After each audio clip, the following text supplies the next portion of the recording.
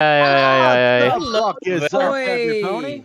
Welcome back to mlptg, the Bannermanes, episode number 62, in which the party grinds by gears. But what will happen today, that's for me to know and you to find out. As for what happened last time, Moon Planner.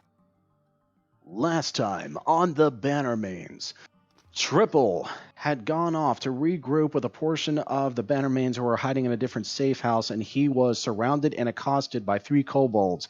They were disguised as Jinx, Missy, and a throwback to earlier sessions, a pimp named Buckback himself, who had been hiding out in Wati this whole time, gathering a lot of intel and information and secrets on the Bannermanes and our efforts to take down Heatfang. He came in threatening to kill everybody and throw our rescue plans out into the ocean to drown if we did not help him get half of the horde from Heatfang for himself to help rebuild his empire. He's still very sore about us blowing up his ship. And a lot of deliberations, a lot of death threats, and a lot of careful consideration later, we did eventually agree to a modified Geas, which makes it to where we cannot pursue Buckback or try to hinder his unsolicited business anymore. But in return, he has been giving us some intel in regards to how we can bring down Heatfang himself, and he will give us access to his black market connections throughout Astalon. So with that out of the way, we had some downtime while that was being performed. We got a teleportation circle built in Wati, so we were able to teleport to Bleakburn and speak with Dr. Amden. Bleakburn, one of the largest cities in Astalon, is currently being evacuated. The majority of the civilians are being placed on airships and transported to Basin Sage, a fortified city way on the far west end of the continent, for their protection. Duck, of course, being the benevolent entrepreneur she is very busy coordinating with the Gobos to make sure everybody has food on their way out, and she's refusing to leave. She's going to stay there and help out as much as she can. Dr. Amden expressed a great deal of confidence in us to be able to handle this because he's just absolutely swarmed with coordinating future defenses against the 4 horrors that are likely going to be coming in the near future. But for now, we are to focus on Heatfang. Upon returning to Wati, we got a map from a pimp named Buckback, which showed us tunnels that go underneath the waterway and into a separate pyramid that's responsible for water filtration. When we get in there, it's this weird mechanical clockwork style pyramid with all these gears and valves for flooding different rooms and draining water. We nearly drowned ourselves, got caught in the gears, nearly got electrocuted, and we had to fight some automatons because we activated their security. We managed to make it all the way to the room where there's a very peculiar refinery, an oil pump, and we nearly died from these freaking automatons that come out of the ground. But we worked together, managed to take them down, and we are catching a breather as we go into the story right now. Aha! The breather is had. You guys start breathing. Oh boy, all of you, Sarsaparilla, Cher, Matter Fortuna, Wickerwind, all certainly more winded than the rest. And briefly, in the same fashion that you had seen in the previous pyramid, there's a brief moment when little sparkly blue bits of aether start flowing off them, and you just hear probably Wickerwind start saying, "Not again," and then whoop, there goes 4 of your party. Woo! However, conveniently enough, just at that moment, you start hearing something else. Ding, dong, dong, dong, ow! Things falling through pipes until Swift, Murabok, and Tangent, and a bear. You guys splash into some water below, having crawled through some pipes that have been continually kind of, making you, throwing you around. It seems that somebody's been turning them on and off rather frequently, unfortunately. But you guys land here, if you guys can see, yeah? Yeah. Yeah, that's where you guys land. Mr. Pingling over here looks around. Yeah, it's gotta be. You can't see the whole map, that's the point. And Pingling from over here just kind of blinks and looks that way, like, people disappearing again. No, oh no. And then he looks over here, and then here's that. Alright, that's the last time I take your suggestion on sneaking in. Are they serious? Moonplanter opens the door, walks in, and sees a giant bear with 3 of the other party members.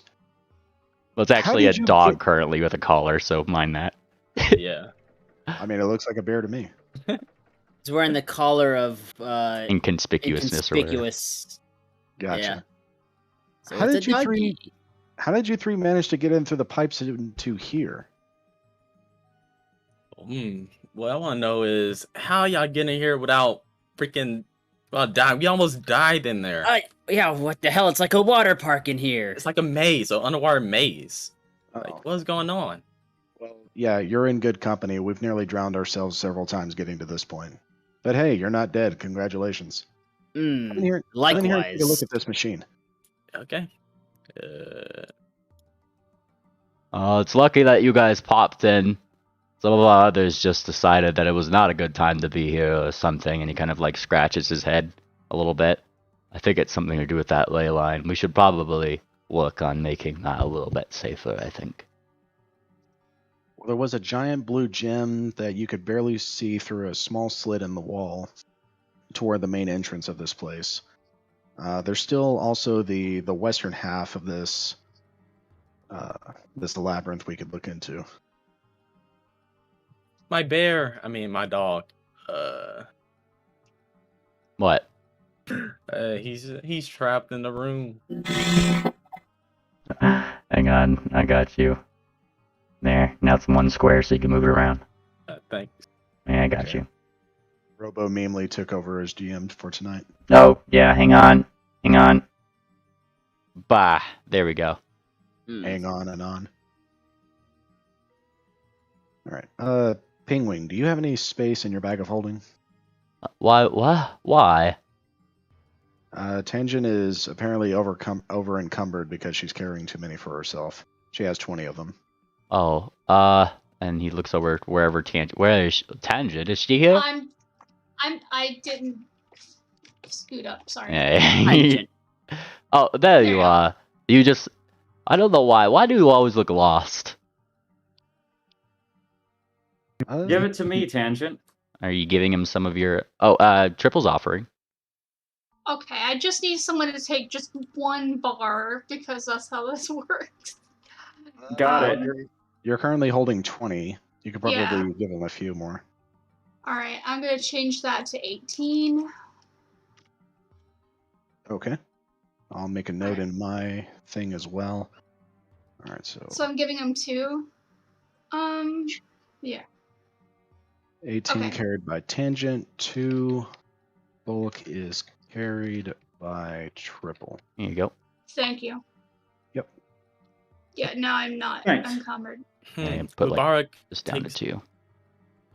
Mubarak takes a look at a bit like scrap all over the place. Says, what happened here? What's all this mess? We've been practically guessing our way through this place. We've figured out a few of the mechanics, but a lot of it is still a mystery. Turns out if you start randomly pressing buttons, the security alarms go off, and he kicks the exploded scrap of this little one right here. These things show up, and then all of a sudden the bigger ones come up out of the floor and start attacking you. That one over there, and he points to the big pile of scrap. That one over there was incredibly dangerous. Yeah, tell me about it. And then he kind of like he blinks and he picks up like he points to Triple actually. It launched rapiers. I mean, they're not rapiers anymore. He kind of turned them into. He tilts his head. I don't know what those are. I'm not very good with weapons, but they look really cool. Can't even use them. May I take a look? Are they especially dangerous, or are they just like normal blades? I can't use them, unfortunately.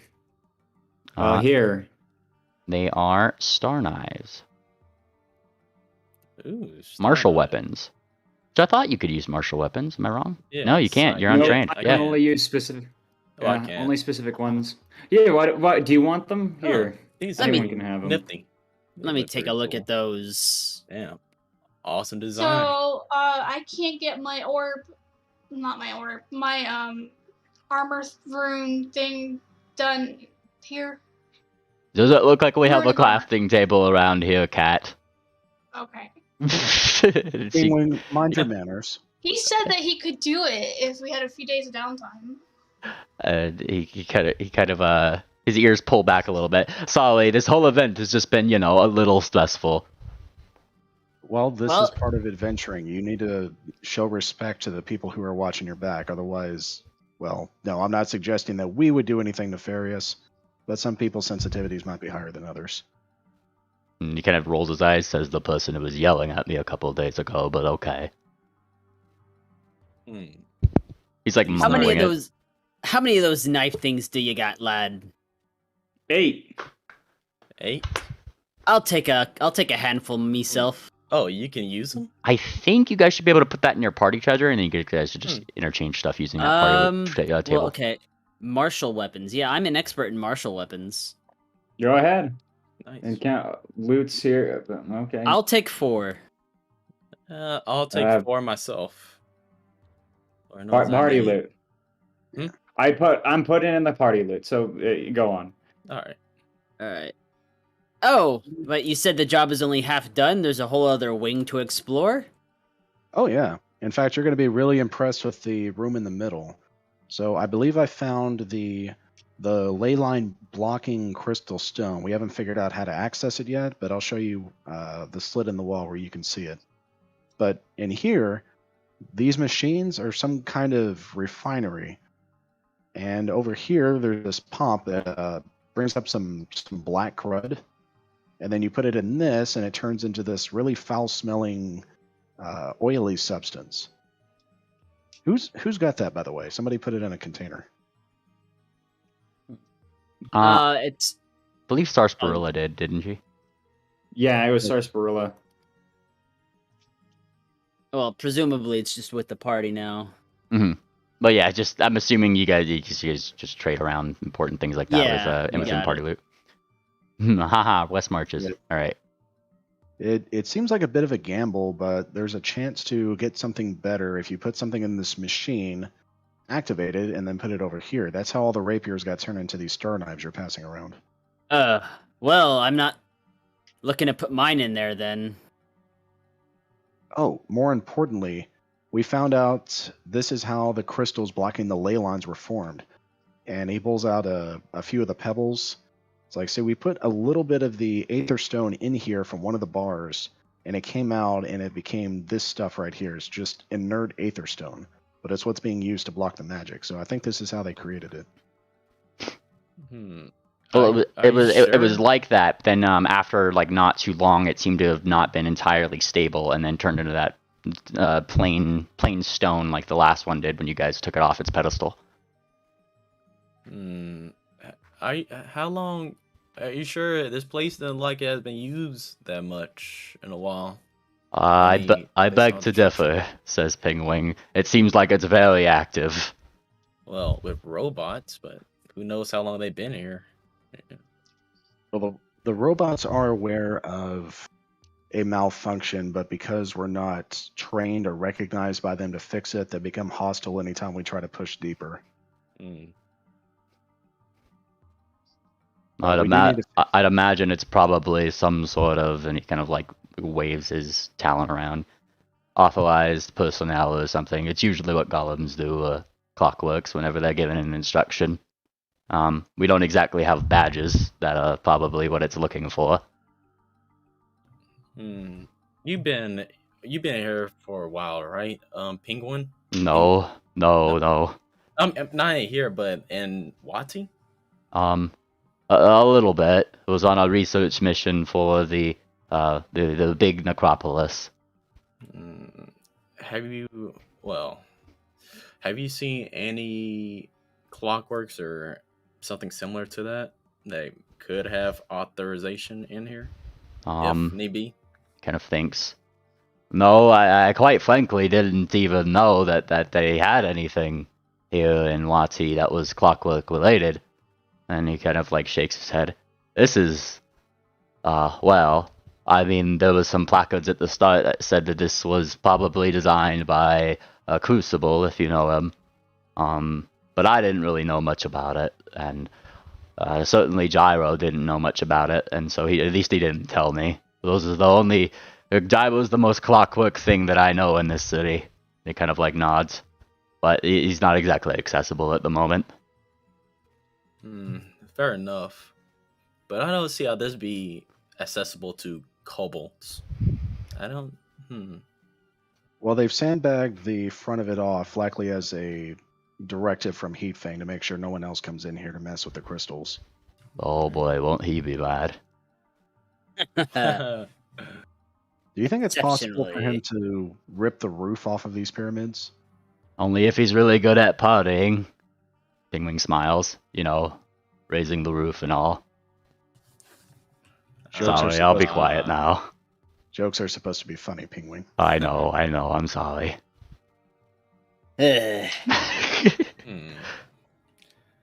Well, now if we can stop dilly dallying and Oh, get Swift some is work gonna and destroy some robots. examine these and see if the badges that Pingwing mentioned. Maybe there's some badge on these things. Give me a perception check. I will roll to assist. So will I. You start looking into the thing. Your assistants roll Oh, my the bad. thing. One of you would have to do the assistant, but you plan to just roll one. first.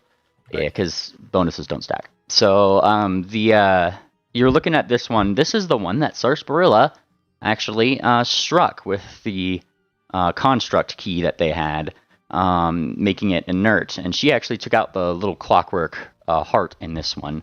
So it's missing its heart. It's actually not like destroyed. It's not scrapped. Like this one's actually just disabled. Like overall, just from what that one was. Looking around, there doesn't seem to be any sort of like credentials or anything that are attached to this. There's no badge. There's nothing like that. Nothing that's just like hanging off of it that would give it like beep this to get in the door. Would the crystal she took out gain us access to those rooms? Or could it fool the other constructs? I mean, that's something that you can certainly try. It's like you got to try it if you're gonna do it. All right. Yeah, we'll keep that. We'll keep that idea in our back pocket.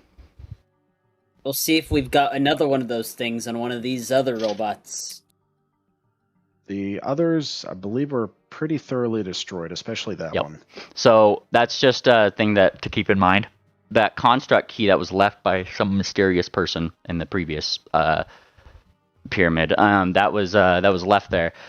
Miss Sarsaparilla was actually wearing that and had it invested when she did the thing. And part of that whole thing is if you reduce a construct to 0 rather than destroying it, it just disables it. So that's why that one is specifically disabled. The rest, you guys just kind of fucking beat the shit out of. So they're kind of hunks of junk. There's like broken crystals and things in them, but like it's nothing that you could just salvage as a usable thing. Okay. Speaking of the previous pyramid, I can't remember. Did we come across an area that was like the secret room where we got that flashback? In the last period there was a secret flashback pyramid, and then in this pyramid there is another circle. It's in the main room. That's Yep. right. Is We a haven't little really found any treasure. Assuming it's a flashback and not a prison holding some kind of monster, we should probably try reactivating this one and see if we can find out what happened here. Well, you did the last one. I wasn't there for that. Right. Is everyone ready? I'm ready. Ready. All right, Well. let's go. all right. Boy, this door is locked. Because we're going to have to flood the previous room with the water in that room. Oh, my bad. This one should actually be unlocked because if I'm not mistaken, you guys had turned this lever last session, yeah?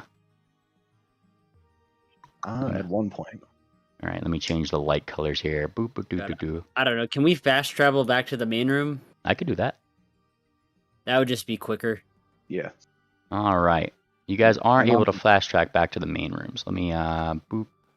But go. Everybody go back in the other room just so I could copy paste y'all at once. Just makes it easier. Okay. Well, the game's paused. Oh, my bad. And on the way back, Moonplanter will point out the Tesla coils, how Trip got those locked open, and we had to use eyeballs to sneak past. Ah. Stop moving, Tangent. I'm like copying people. Oh, I'm sorry. All right. And Copy. in that room, I nearly drowned. Ah. Remove. Fascinating.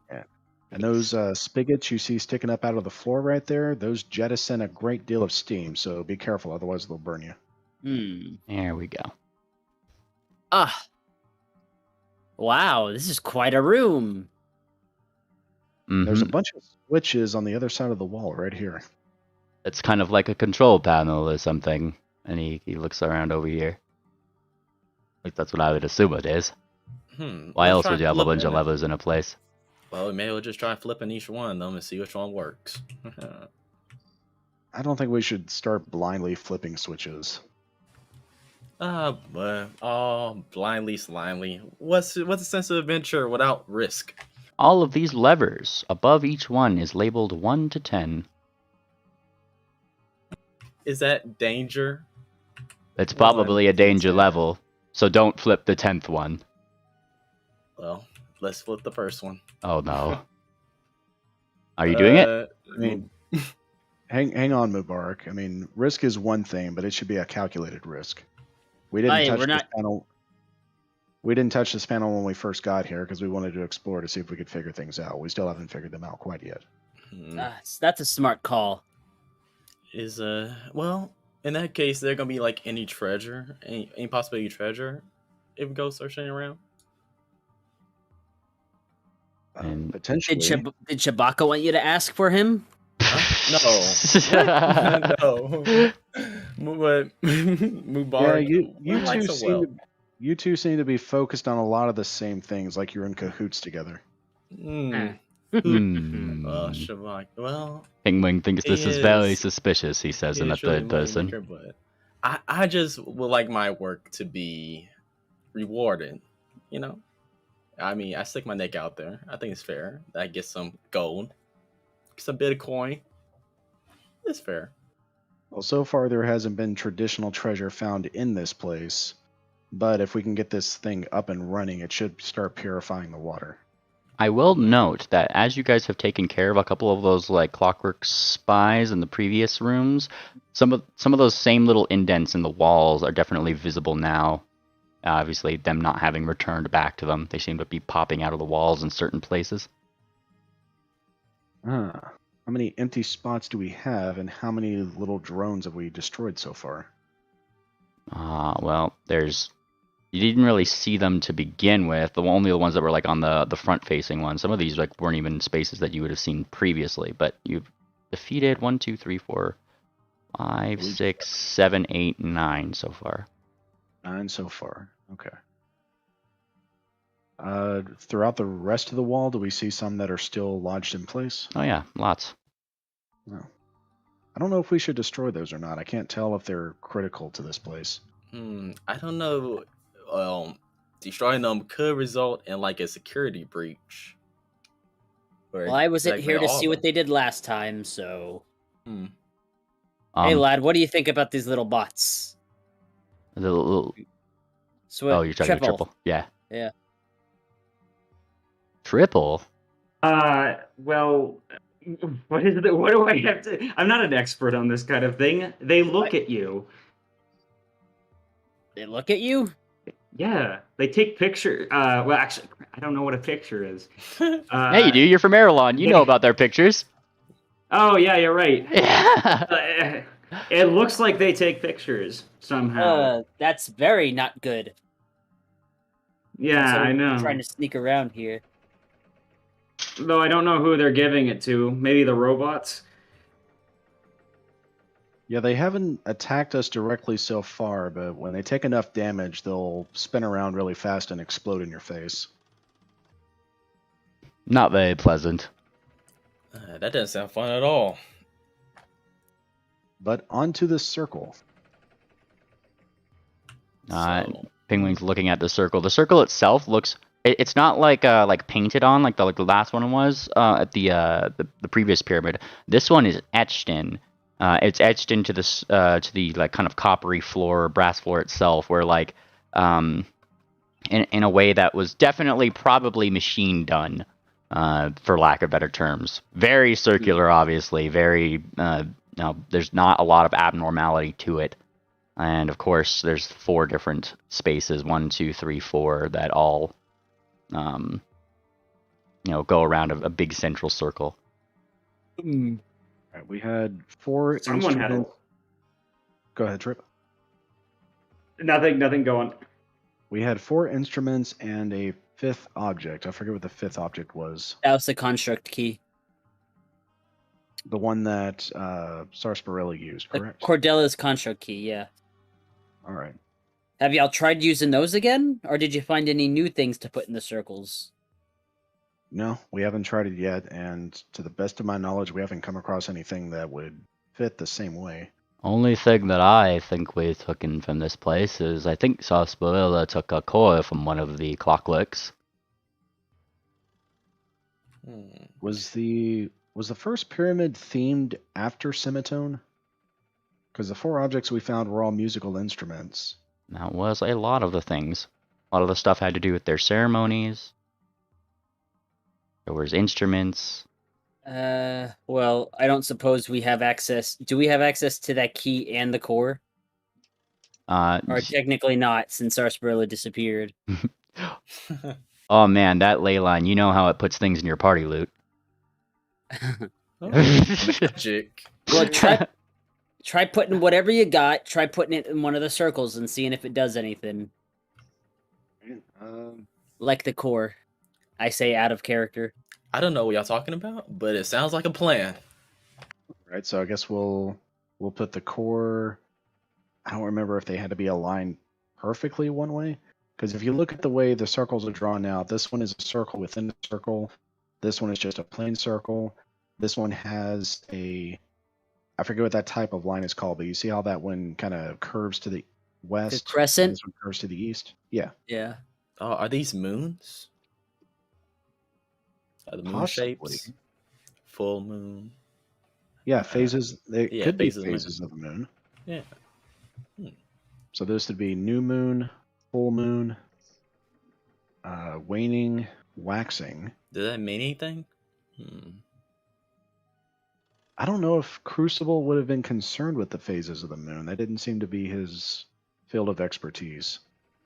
And Penguin kind of like nods. I would say that he'd probably be annoyed by it. You know, probably some druid thing or whatever. You know how they didn't get along. Do you think more than one individual made this? Could be like, I don't know, like somebody worked together, I guess. And Well, if anybody collaborated and it was we're just thinking about the original Bannermanes, it was probably Nevermore. He's the one that was, and Penguin actually looks like a little bit like a little bit more proud in the moment. He was a hippogriff and he was also a wizard. He's kind of my idol. If this is Crucible's work, then this would have been set up with an exact purpose and precision. Something of a mathematical nature, I'm certain. So, if that's the case, there's probably an instruction manual somewhere, I'm sure, he says with a smile. It's clearly joking. Well, you did say there's still this whole other side of the place. Maybe we should just check that out, but and come back and see what we can find. I think that's the right call. All right. The bear goes roar or some shit. The bear goes roar in its puppy form. Yeah. All right. I will. Here, Tangent. Hold on to this. And Swift gives Tangent the construct key. How much does it weigh? It doesn't say. It doesn't say it costs anything. Okay. It's just a pretty necklace. Oh, wait a minute. Hold on. Wait. Let me read it. Hold on. Oh, if your attack reduces. Never mind. And then I take it back. Wait, but I was okay. All right. I need to read the fine print. What is it with Swift Swift Put it- walks away with it. What is it with you cats and wanting treasure? I swear. All right. What? Hey, Well, but I was before gonna be giving it. before we go down that way, I want to show you all this real quick. If you look down this tiny little slit right here, you can just barely see the crystal. I do. Okay. DM reminds you, if you hold shift, you can go into the middle of squares. No, it's best if you just kind of like go between. For some This is how reason, you I would do it can't. I in real can't life. stand right in the middle, and this is really worrisome. How do you go in the middle of squares? I'm holding shift and nothing's happening. I gotta pick up your token, hold shift, and then release it. By the Okay. way, Tangent, I just forgot. Here's your goggles of night. Fair. They're still in my inventory. I didn't remove them. I know, I'm just giving them back. Okay. Alright, does Tangent have night vision? Y'all Dark- can't stand dark in the vision, sorry. middle? Are You y'all can give drunk? me night vision. Hush, Mubarak. We're working on it. Does Mubarak have dark vision? He has low light vision. Wait, he Alright. does have goggles at night, so yeah, Are he you, has are you light. putting them on? Yes, Alright. I am activating them. Yes, Are they greater or not greater? they're normal. So Normal, Just and an then hour. swift. Swift has a pair of goggles a night. Greater or normal? Normal. Gotcha. Alright, you guys got an hour of dark vision with those. Mind that. Man, imagine not being able to see in the dark as a racial trait. All right, Bannermanes. Shall we head north or west? We'll need to travel to both. what's this crystal up here? Looks big and shiny. That's the crystal we were just discussing with. Get the bear out of your ears. We're You still going got to waterlogged in there, lad? we're going to attempt to travel to it. I think we should go north. All right, you lead us then. No objections. All right, coming down this hallway, rolling perception, of course. Go for it. Listening, looking, even smelling for signs of danger. I'll roll the senses. for perception as well. Would you like me to just cast searing light down the hallway and light it up? I don't Sure. think that's necessary. And Pingwing will come up to you. Don't use your attack spells Alright. down a hallway. 'Cause I've That's got some wasteful. extras. He gives you like a little bit of like he scratches his head and he tilts his head a little bit. You're prepared like me, right? You gotta save those. As for your perception checks, you're looking, and you don't see anything that is necessarily out of place. Okay, continuing forward. And then you run into something. Oh man, what was that? Nice music. Nice music. Oh man, I didn't even mean to play that. That was funny. That was just really good timing. I accidentally put spacebar and it just played the music that was like first in the playlist. That was kind of funny. No. As you continue walking, this pipe above you, which you hadn't seen, it didn't seem to be out of sorts or whatever. Did seem to have like a leaky. It was leaky around one of the rings, and Are then, we in a pyramid? and I need you to click that reflex. That reflex save for me on the map there, so you can see it. Oh, evasion. A critical success and evasion. So look at that. As steam erupts from the pipes, you dodge to the side, right where you are here. Now it's to all creatures within 15 feet, which I believe also means, Mr. Swiftsail, you get to push that button too.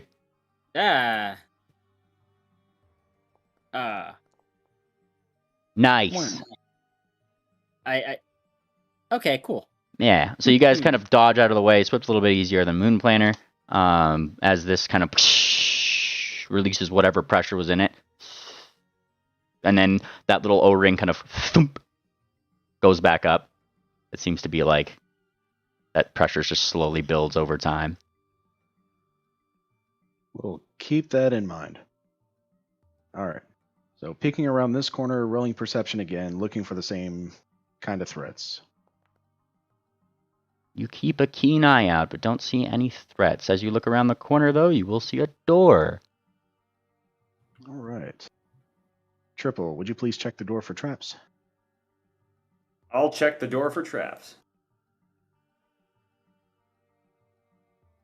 All right.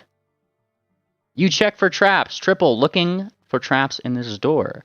You do not see any immediately, though this door does not have one of those like big, I guess, turny wheels like the kind of double lock doors were in the rooms where you guys were filling up tanks. Instead, this one seems to have more of like a handle itself. It's more of like a lever of sorts. Though there is definitely a keyhole here, and upon looking at it, I mean, it doesn't seem like there's any traps that you can spy. Is this? I'm guessing it's locked. You're free to try it. Okay. Well, first let's try opening the door. I'm going to try opening the door. Yeah. You clicking it? Yeah, I'm opening the door. Yeah, if you're clicking it, it should be giving you a little locked sound. Oh, okay. Yeah. It does that. Okay, I see. Well, I was just, yeah, let's do the roll. All right. You have your thieves' tools? I have a skeleton key and thieves' tools. Nice. All right. You start finagling the lock, and that is, according to this lock's DC, a critical success, which brings you 2 steps on this one. This one seems to be a very, very mechanical lock in itself, almost as if it had 2 stages to it, but you unlock it. One go. Yeah, look at you go. Not very well. Okay, I'm opening this thing up. Oh, more sounds. Yes, and as you open this door, Triple, something terrible meets your eyes. A whole Star Wars epilogue of box text. Oh no. Nice. Looking into this room, immediately the first thing that is apparent is that there are gears all along the top of it, turning. Some of them stopped, some of them not. Pipes that go above them. There's what seems to be more in front of you, bookcases. Bookcases in some sort of clockwork organizational organized in a very clockworky way. There's definitely they're definitely put there. They're all aligned evenly, and the cases that they're in aren't made of wood. They are made of brass, similar to the rest of the place. Different colored lights kind of illuminate the area, and of course that that pipe that runs smooth against the ground underneath you continues in this room, going around them. It's so clockworky. Yeah, well done, Triple. Thank you. Oh, Okay, I'm gonna. Yeah. Pay attention to the pipe that's at your hooves and your paws, because that's likely going to wrap around to the area we need to go. Oh, okay. That was my danger check. That was your danger check. Danger. You seem to think that the only odd things in this place are these nodes, which you've seen before. This one and this one. Okay. Yeah. Those are the ones that blast steam, so be careful. Nope, those are the ones that turned yellow when you guys had initially pissed off those previous clockworks. Oh, okay. These look like bookshelves. That means knowledge. Yes, there are plenty of tomes and books and things that are in there, all, like I said, aligned perfectly to each other. We shouldn't go ahead too far. Mubarak, you can't fit there. Stop moving through the map in places you know you can't go. All right. That's a bookcase, you. Oh. I read Sphinx. Are these books written in Sphinx? You are free to take one out and look at it if that's what you're trying to do. All right, I pick the first book I see and take it out. Give me a D100. Find if you could. Good job, Moon Planner. Picking out book number, well, I mean, you kind of know your role anyway. Book number 20, as it is labeled. You take a look at it, kind of start flipping through the page. You may read Sphinx, but it doesn't matter because what you don't read is very complex diagrams of gears. Nerd. What? Hmm? Yeah, you. Do you have that spell that lets you read really fast? I've seen some spellcasters use it. And he kind of scratches his head a little bit. I don't recall.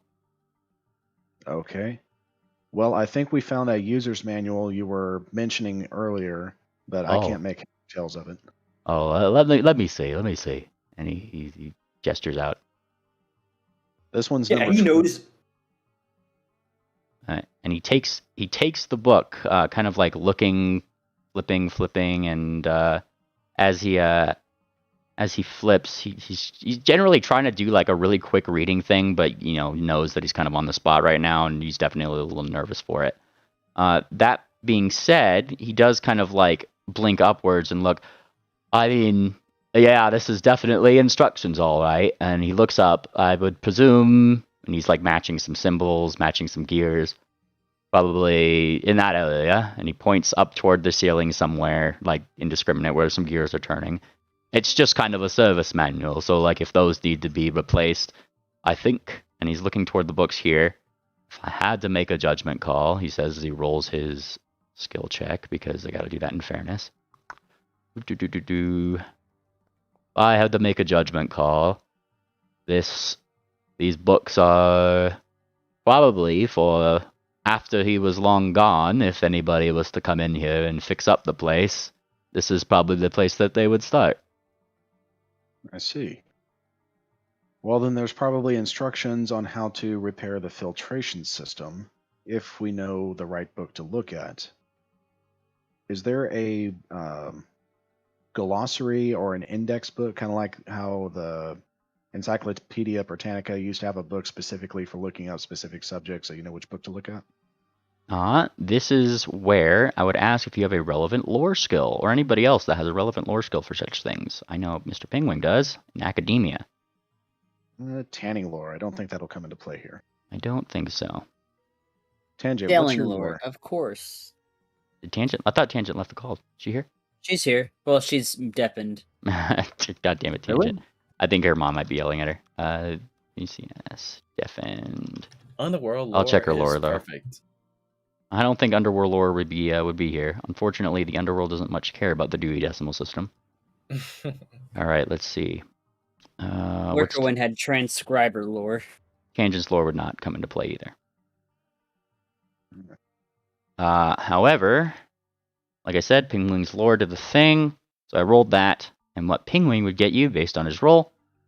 He's looking at the cases. The cases themselves seem to have some kind of writing and labeling system and stuff like that he has along the thing. And he starts kind of taking out some books, putting them back like where they were, and then like comparing, looking to and fro. It takes like a good 5-10 minutes of him actually going around, if you guys are sticking around and letting him do it. Yeah, Moonplanter would venture just a little bit further to check to make sure there's no other threats in this room. He's taken a look at all of these, like really focusing in on them and kind of like looking. Okay, I think I got it. So, and he kind of starts pointing. These ones over here, points. These are just labels and parts, like what parts are needed, what their specifications are. And so are these and these. They're just kind of divided. These ones are for gears, these ones are for pipes, and these ones are for clockworks. And he kind of nods. The bottom rack right here, and he points to these three right over here, are more instruction manuals that actually help for like where things go and like where they need to be placed if they're broken and that kind of thing. Kind of nods. That's my assumption anyway. I'm looking through everything and seeing how everything matches up. While Penguin was giving his explanation, everyone can see Moon's eyes and ears just absolutely lock and fixate right over here. And you noticed something that Penguin didn't because he was so busy looking at these things. What? Oh. Ears fall back. Remember that one that had all the rapiers that we turned into throwing stars? Yeah. We fought one. I can see 3. There are 2 there that you see. The third one on the back looks slightly different. Their tokens are just the same, just so you know. Do they appear deactivated, powered down? Yes. From your perspective, these things currently seem to definitely be deactivated. Like, they're not moving, not looking at you. They're just kind of there. And the lights in the back are red. Go. Hello? Hello. Hello. Hi, BCS. Hello. I'm restarting. My computer seems to be stuck restarting though, so. Oh, okay. Well, if you just stay in call, I can help you move around, okay? Just Alright. try to get your computer working. Yeah, my internet went out, so I restarted. All right. How about should y'all use that key thing y'all keep talking about, just in case? I mean, they could turn back on any time. Well, Perhaps. Gotta play. Sarsaparilla knew how. Go ahead, Ping. oh, sorry. No, you could go ahead. Sarsaparilla had it attuned to herself. She knew how to use it. Swift currently has it. Triple, do you think you could carefully sneak around over there and get a closer look at those things to make sure they're powered down and there's nothing over there that would set them off? Yeah, let's do that. Give me your stealth check. Okay. And while he does that, GM Moonplanter is going to hunt prey on the first one he sees and the one in the back that looks a little bit different, just in case. This is gonna be bad. I won't be able to, does that have to be blind, by the way? I don't know. Yes. Like, I think, really? Okay. Do you want to just keep that? No, just kidding. Oh, what was that? You rolled your stealth, yeah? I rolled it, but it was Publix, and it's 1. So, do you want to just keep that? Because it would... No, okay. you need to do it blind. Like, that's what I said. Okay.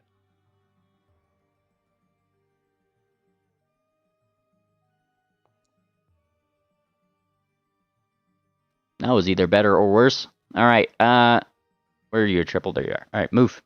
Move yourself. Where are you going? Step very lightly, Triple. Oh, yeah. Triple, you step deftly, going up, up, up and away. And the thing that you see is that you see what seems to be 4 different clockwork things, 2 of which are those rapier bomb throwing, constructs that are right here, and 2 in the back, which seem to have their own sort of rapiers, though they don't have launchers on the sides of them. From what you can see here, just already, you could see one of those clockworks, the small wand held within a little glass tube within its arm, similar to the one of the mages that you'd seen. To the east here, you do see what seems to be one of those doors, similar to the double lock doors you've seen previously with the little valve on the side. And as you kind of get up to this point, you start hearing what sounds to be a turning within whatever room is next to you to the east. Actually, everybody hears that because Moonplanter, Swift, all you guys just hear it to the north instead. There seems to be more books and that kind of like up here, and one of those fancy control nodules right here, as well as several different, what looks to be spinnable dials up toward the north. Huh. Okay, I'm going to... I don't know why, but... okay. It had to reload, mainly. But you can move my token back so I can relay this information to them. It'll rejoin in a second. Okay. How many did you see? Well, actually, it looked like there was, like, more than 4 there. And... yeah, I don't know if we should fight that. No, very obviously not. We should avoid conflict with them. If they're deactivated, then I'm hoping we can just simply walk right past them. But obviously, if we're going to set off any kind of alarms, that probably would turn them on, and then we'll have to deal with them. I think the spiders are what causes them to go off. I think. Did you notice any traps or flips or switches or anything of that nature down there? I actually probably should have looked a little harder for that. Why don't I sneak back in there and look for exactly that? Just do a perception check. Please do. Yeah, let's do Good that. call. What were you looking for?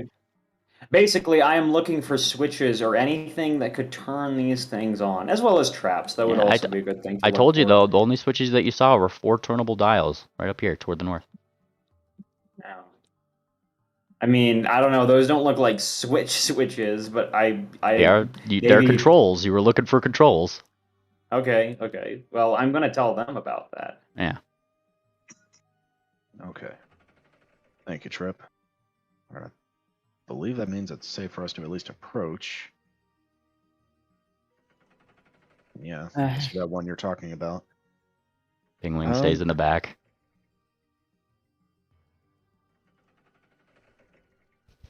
Well, Got it. Pingwing, if you would check these bookshelves, see if you can learn anything else, specifically about the constructs here and how we can keep from activating them. Oh, okay. And he starts like looking into the bookshelves, doing his thing. Like roll his thing again, for better or for worse. Donk. While he does that, Swift, do you think you could attune that key to yourself? It is Okay. attuned. Good, thank you. All right, and Pingwing starts to, if you guys are giving him about 10 minutes to do the thing, Yeah. starts looking through books. Look. Looking, he's looking.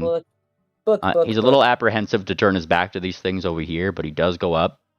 Nothing jumps out. These things don't turn on. They don't look up. They don't do anything. And then he kind of whispers back around the corner here. Okay. I think I got it, but I think I've told you before. Like I'm not an engineer. I don't know how a lot of this stuff works. I'm just kind of piecing it together logically. Okay. And he Okay. kind of nods. So, points to like some of these bookshelves. These ones are just repair modules for these. At least that's what they look like. They have a lot of diagrams with them and places to put gears and whatnot, and how they could be programmed. And then there's this one, which is for some of the other ones. And he points up north. I'm not sure if you saw those, but they're a lot more. That one made a lot more sense because they actually cast spells. And he smiles. And pretty much what he's doing here is recognizing the things for you. So there's Clockwork Choppers, which are the first two that you see right here and here. There's Clockwork Assassins, which are right here and here. Okay. There's Clockwork Mages right here and here. And there's Clockwork Soldiers right here and here. So any abilities that would require you to identify a creature, he's done that for you. Okay. And he kind Well of done, Pingwing. he smiles. Thank you. And then there was one more thing, which was this last one over here. And he points. That one was a little bit out of place, but I think it has to do with whatever is making that whirring sound in the next room. He points. Yeah, it looks to be another kind of holding tank, but it's a lot more complex, and there's a lot more spinny blades in that one, by the looks of the diagrams.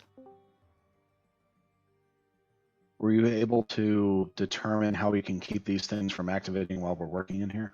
No.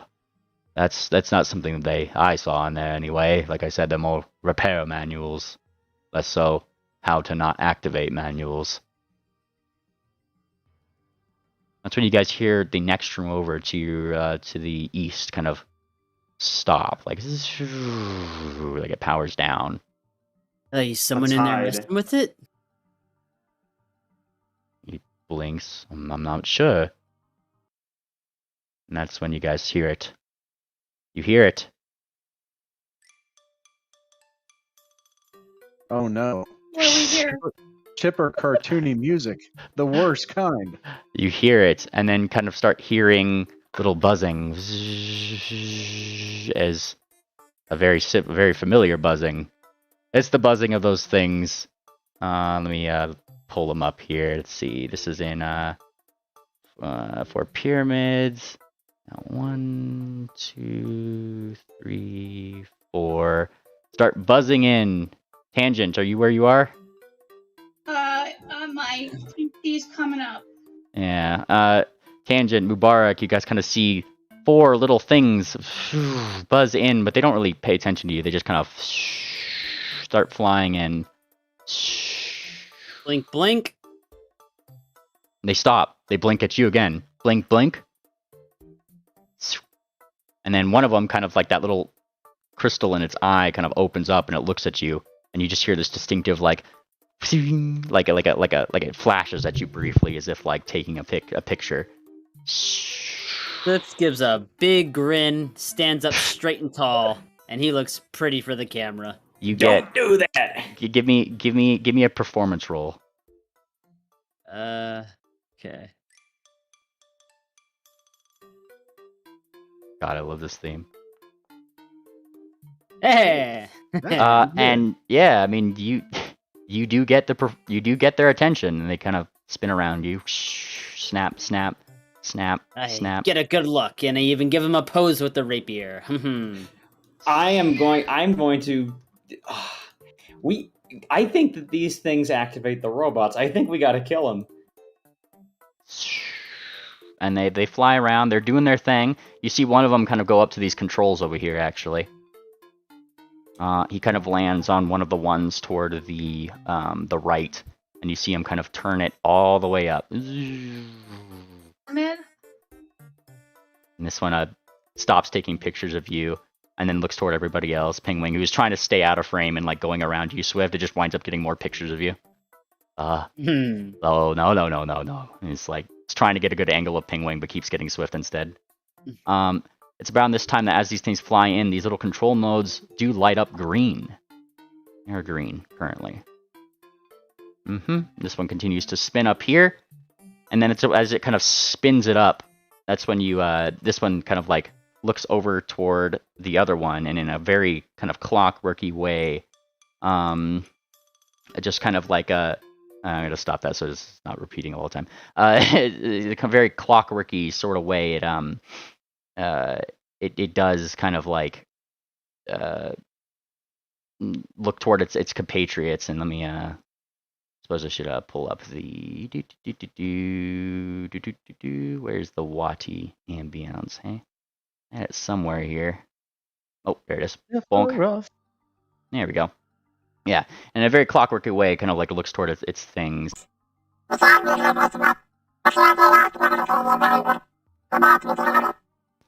they seem to be kind of communicating to each other.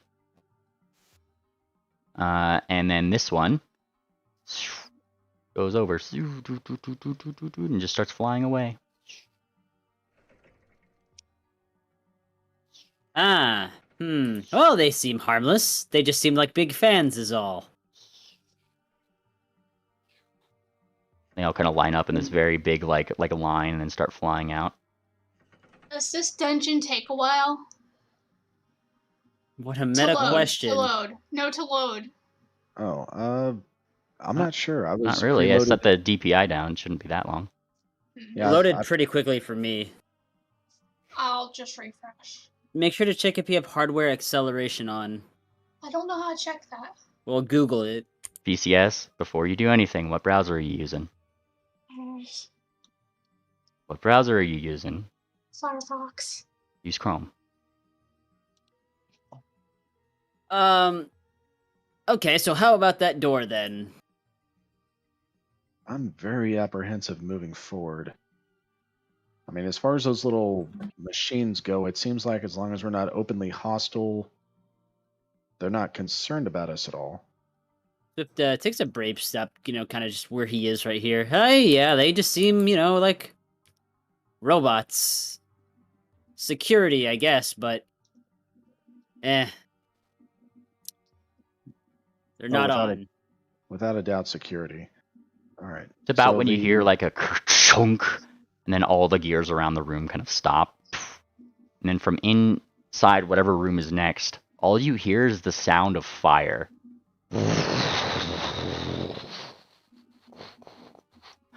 Constantly. Moonplanter will touch the door to see if it's warm. Door's not warm. Okay, so it hasn't been on fire for long. Is it a sealed door, or is there enough space for things like smoke and fumes to come out? It is a sealed door, and it is the same type of door that you guys had seen when you guys were messing with the tanks earlier. Okay. All right, so those little things fiddled with this dial right here. Do they rotate it clockwise or counterclockwise? They rotate it all the way to the right, so clockwise. clockwise. These lights turned green, and then they left. I have no idea what that means, but this pipe stops here in this room. All right. I do think we need to push forward. Does this door have a handle? It has a like turny valve that you have to turn, All right. similar to a submarine door. Everyone ready? Aye, except for Listen. BCS who's trying to load in, and for Shabaka that's not currently logged in to my Foundry. Baka. Oh, what happened to him? Oh yeah, I think computer reset it. I'm gonna try to turn it back on. Sorry about that. The irony of playing in the most technologically advanced setting yet and having all these technological errors. I had them last session too. You know, it's just the wonder of Crucible. It sounded more like a Windows crash to me. What are you doing, Moon Planner? Waiting to make sure the rest of the party is good to go. Also typing a note. I'm going to do a perception check on the door if he hasn't done it already. You're gonna... Okay, go for it. Yep. Triple, the door itself doesn't seem to have any immediate hazards that you see. It seems to just be, like I said, the similar door to what you guys have done in the past. Can I be staying with the okay. bear? Yeah, you're with the bear. Oh no! Okay. I did not do that. It just shot off for some reason. There we go. I don't know why it keeps doing that. All right. And as you open it, Moon Planner, you do see another one of those flashing lights that kind of signals something is probably going on. Triple. You kind of step in. Yeah. The atmosphere gets considerably warmer. A few degrees warmer, actually. As you open it at Moon Planner, like some warm air just kind of out towards you. Not hot, but it's warm. Aye, we did just hear some fire. Oh, great. All right. What am I seeing when I'm putting my ear up to this door? How close are you putting your ear up to the door? Close enough that I can hear. Not like planning myself on it. It's filthy. I ask if you're touching it. I'm not touching it. Okay. I don't want to be You left put your ear up to the behind. door, and you just hear... Like, you hear that fire. It's still going. And you could definitely feel that this door, based on your perception check for hazards, would probably deal some fire damage to you if you set anything on it right now. Yeah, I imagine so. If this is the case, we'll have to, what are we gonna do, guys? Like, someone's cooking in there. And then, as you kind of say this, it stops. Wait, is that door shut? I can get in. Oh, absolutely. There's I kind got a of door knocker. there's kind of the sound of what sounds to be draining almost, some more draining, and then you kind of hear that whirring again, whir, and then they come back in their very quirky little way.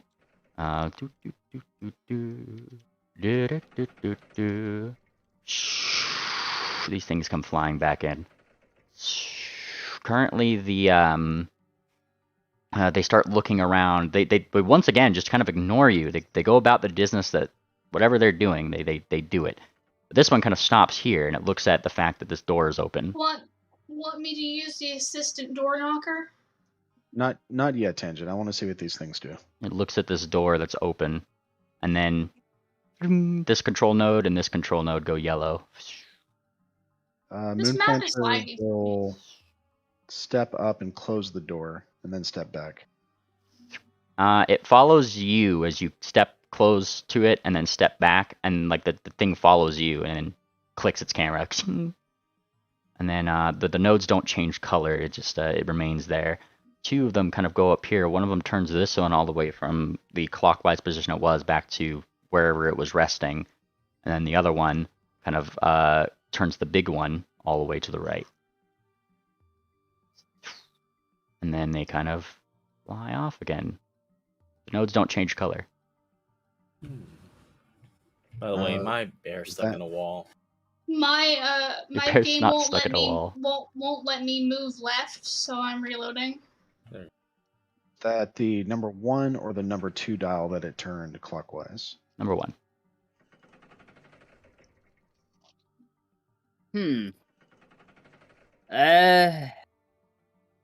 Do we try the other hallway? I think that's a good suggestion, because I'm concerned that this is going to turn red if we stick around and interfere with their work.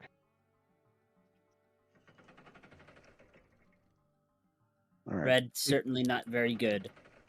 Ping, where did you go? Oh, Uh, there you are. Pingwing is up here. And as you guys kind of like start to go back, you guys see even more of those bots now coming forward. And there's like these and these. They start kind of like in an array, kind of going upwards. Kind of go up, up, up, and away. Let me move these here.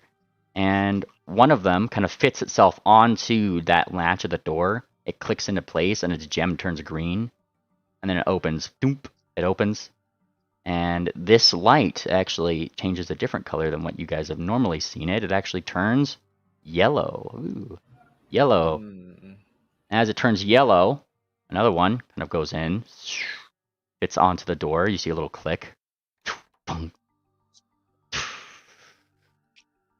And enters. And then the door behind it. The yellow gem in here starts spinning.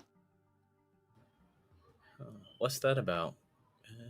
Did this happen before? We've never been in here before, so I have no idea. These ones are just kind of floating on standby.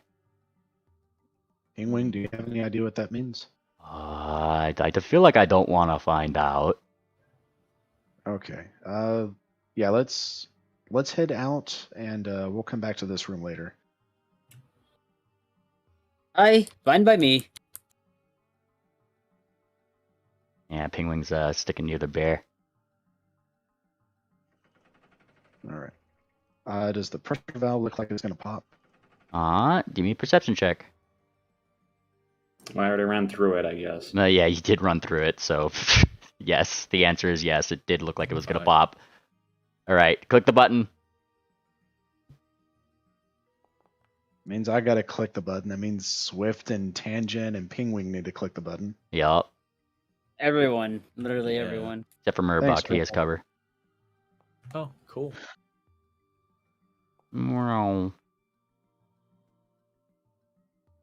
All right, and it pops,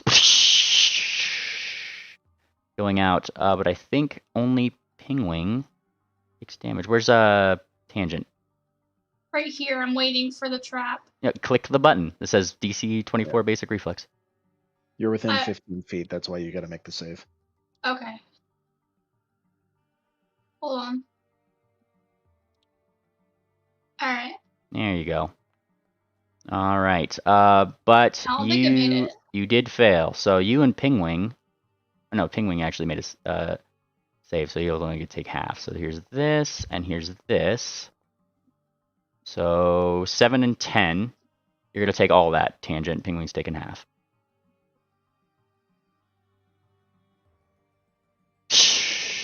There's like steam and stuff just barrels out at you guys. Trick, be careful, please. Are you okay, Tangent? I'll heal myself. Don't worry. All right. I'm gonna take a few minutes, like 5 minutes, to heal myself up with medicine. Let's see. Treat Go for it. wounds. Expert. Did I do it? You gotta take 10 minutes to do that, by the way. Oh, okay. And heal. There you go. All right, 10 minutes later, we go. Mm-hmm. I, for some reason, We're cannot going- move left. I can't move left either. I thought it was just me. I don't have any walls set up, do When I? I reloaded, right. it let me move left. It's just a little bit laggy. Careful, tangent. Oh wait, you're right. Sorry. Just kidding. Just kidding. Hey, though. Another identical pipe right there. I figured we were walking right into it. I know, I just wanted Idle. to scare you. That's why I pushed pause. Oh. All right. Well, Moon Planter's gonna peek around the corner, do a perception check. Moon Planner peeks around the corner and does a perception check. Peek around the corner if you're gonna peek around the corner. There you go. Yeah, you gotta move. I'll make you move. You peek around the corner and see a very long hallway. Some lights at the end illuminate the end of the passage, but there is no light in the actual corridor that you're in. It's your dark vision that you're kind of looking through the scope of right now. What are you doing? The corridor itself has some pipes that go overhead. You hear kind of like a mechanical whirring, similar to an engine that you've heard before. And some of the lights that were up here do seem to be either knocked out or just not powered currently. This is a very, very long hallway, but I can see 2 doors and an end to the hallway that kind of goes to the east. All right, checking both of these pipes to make sure they're not going to explode at us. They don't look like they will. That sounds like a GM trick. You They don't always see do. any traps. You don't see any traps. I have to make it sound like that, don't I? All right. The Moon Planter's walking forward very casually. Not There you go. thanks. Oh boy, and this one definitely makes you do the thing again. Is rattle, rattle, rattle, poof, just kind of as you walk past it, and you kind of dodge back a little bit. Found one. Safe now. All right. Party, are you coming? There's Yeah. Pingwing. Aye, Is it aye, safe? aye, aye. Yes, I triggered the trap. It's safe for a little while. It's probably going to build back pressure, so we need to be careful moving back. It's so laggy. Yeah. Ah, look, a door. Lots of machinery coming through this door. You guys can hear that, I think, right? Yeah. Yeah. Yes. Nice. I love the sound mapping. You found yourself a door. Ashley, keep not flushing your nuggets. Mom. Is that behind the door? All right, Trip, do your thing. It's a ghost. I'm doing it. All right, what? You're just doing a perception check. You do your perception check. Yes. This one seems to have a like a lever itself to like lock and do the thing with. It doesn't actually like have like a valve that you turn. Nothing seems to be stopping you from doing so. Oh, okay. I'm guessing I'm gonna try to open it first.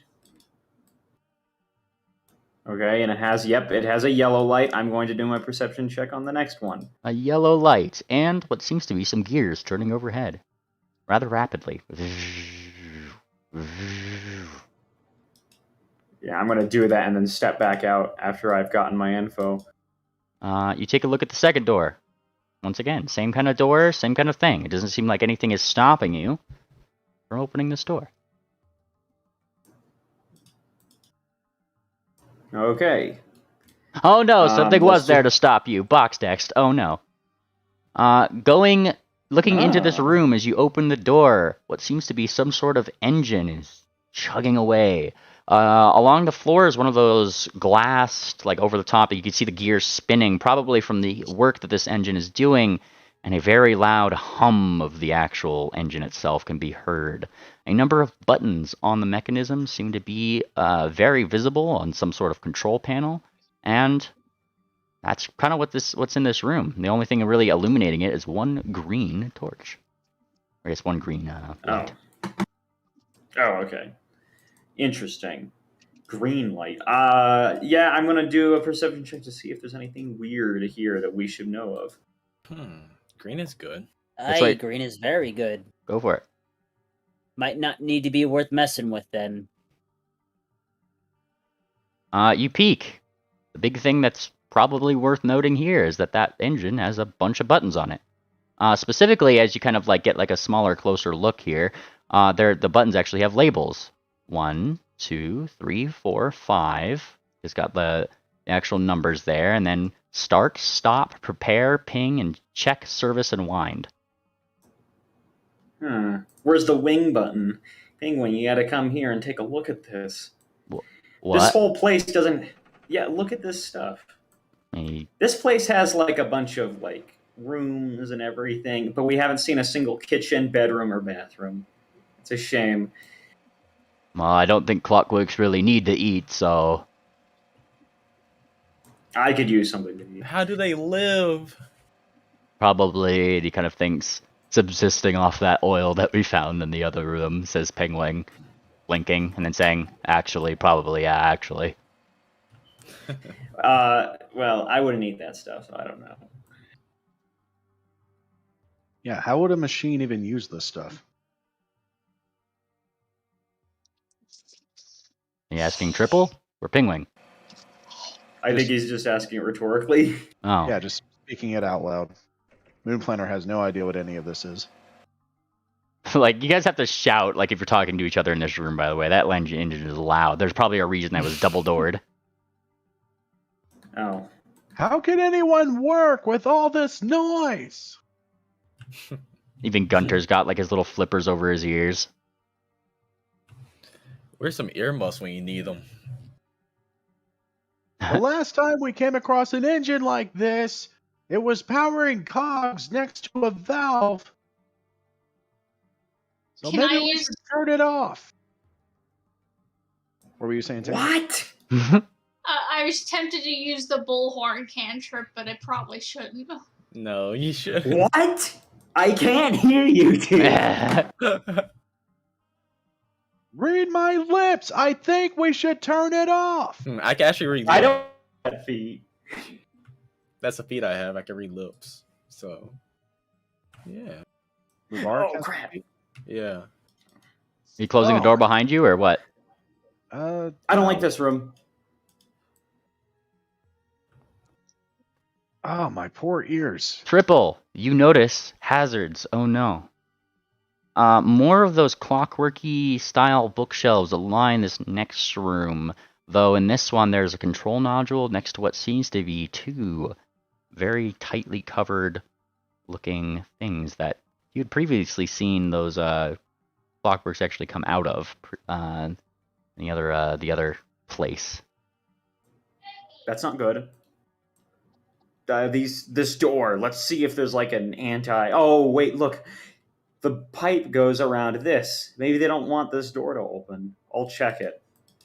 Wait, those panels on the floor right there? Oh yeah, that's There's the. constructs in Oh, there. sorry.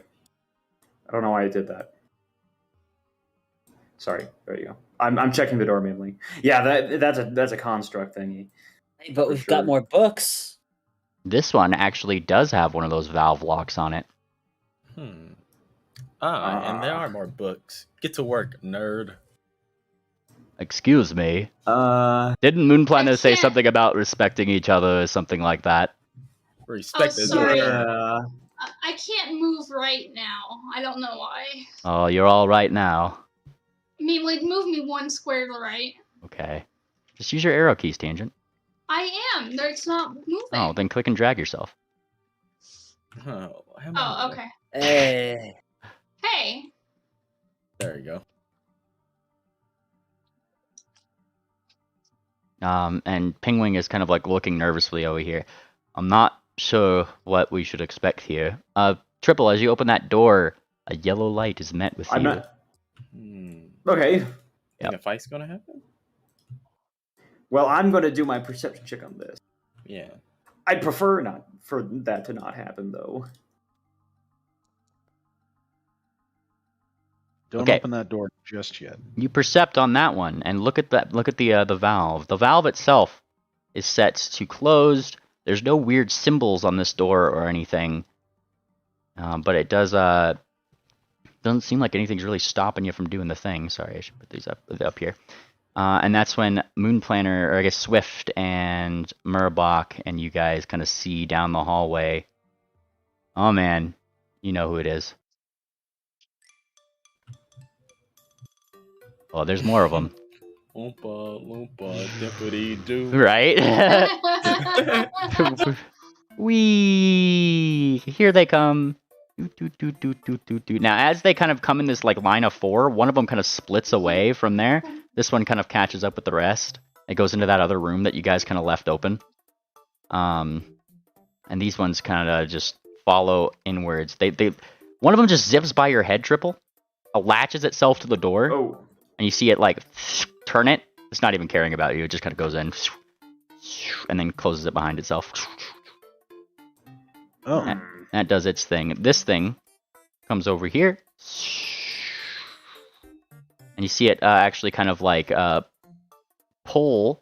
Seems to be 2 different books from the shelves here. Pull. And both of these, pull them out. They bring them over here. You see one of them set it on top of this floor tile. The other one set it on its. They kind of open it up, hover above it, and you see that light flash on a certain page that they seem to be looking at. Flash. And then they pick up the books again. They bring them back over here. Like they bring them back over to the thing. They put them back in. And then these ones fly this way. Whee! Hey, they're fascinating creatures. They seem to be having the power to open up the door. Do you think maybe we need to take one for ourselves? I was thinking if we could get one of them, if we can like get one of those, maybe they could help us look for like a certain book for like whatever we're looking for in this freaking maze or labyrinth. Well, They seem to. If Well, we They're And these two Go fly. ahead. These two. Sorry, they don't fly back. They fly into this room. That once again you guys kind of like left open. Tangent says, Swift, hand me that construct key and let me take a look at it. okay. I hand Tangent the construct key. I want to roll a knowledge roll. I want to make an informed check about how this item operates in character. Which skill? well, she What are you looking at, Tangent? I want to look at the construct key and figure out how it works in character and make a knowledge roll. Yeah, the knowledge roll for that one would be Arcana if you have it. I don't have it, so I'm just going to roll it untrained. Then you're guessing. You're pretty much guessing, but you could certainly try. You have no fucking clue. All right. like to Actually, Tangent, you look at this key. You've come to a affirmative scientific conclusion. It's a key. I hand it back to Swift and go, I got no idea. All right, lass. Good try. Let me take a crack at it. Give me a perception check, everybody. Actually, your bear, Mr. Murabot, give me a perception check. Oh yeah, Just your bear. Senses. Okay. Perception. Okay. There we go. As you guys are kind of talking about this key, looking it over back and forth, your bear's ears pin back as if he heard something. Oh, what is it? Great. You know something? You know something, Bear? All right, come on.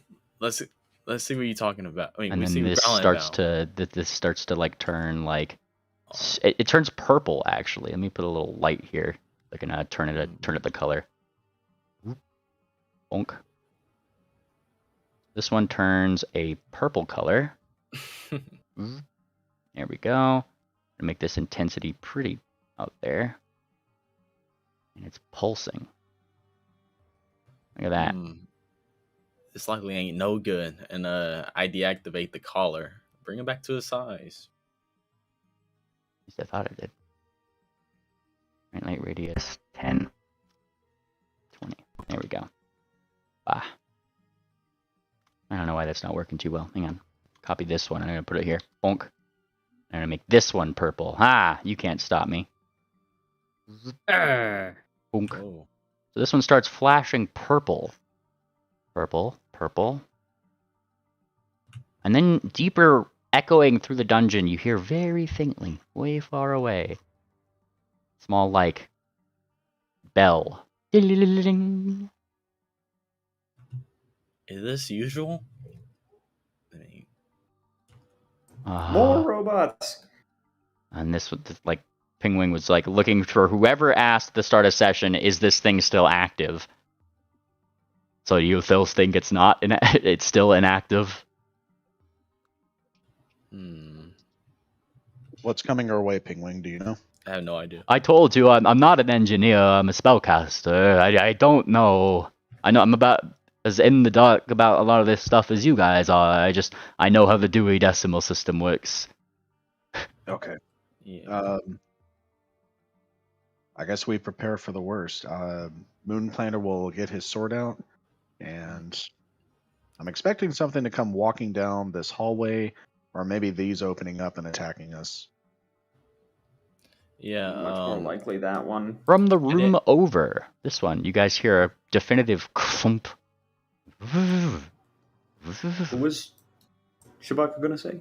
Oh, I was gonna deactivate the collar so my bear could like get into like attack formation. Be ready. Good idea. Yeah.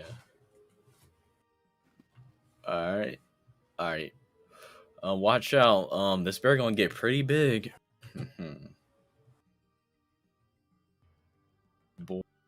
Should I move? Yeah. Yes. Should you move, you ask, as the bear pushes you out of its place. Bonk. Though, Tangent, give me a reflex save. What? Reflex save. Blind? No, you know if you fail saves. If it's blind, that means I'm rolling it for you, and you don't know I'm rolling it for you. You like my dice? I do. They're pretty Tangent dice. All right, now, Tangent, you definitely kind of like jump this way as you start hearing a coming from down below you. I don't like the sound of that. This cover kind of opens. You guys see poof, poof. Oh shit. And they start slowly up until they spot you. And then that's when you kind of hear it. Anomaly spotted. And that's where I'm going to have us roll initiative here. So let me select you guys. Initiative. It says I lack permission to update combatant. Hold on. Let me put this guy back on the thing. Same guy, it's just a different token. There we go. I rolled really low.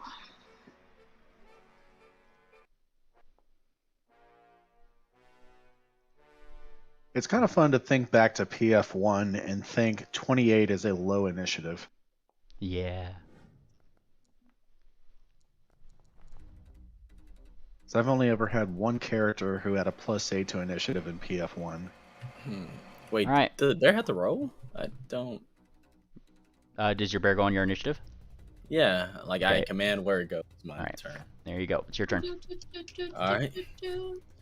Well, okay. My bear's not up to size. Oh yeah, right. Yeah. All right. What are you doing? Well, I'm gonna. Well, since we're close by anyway, I'm gonna knock him down with knockdown. Okay.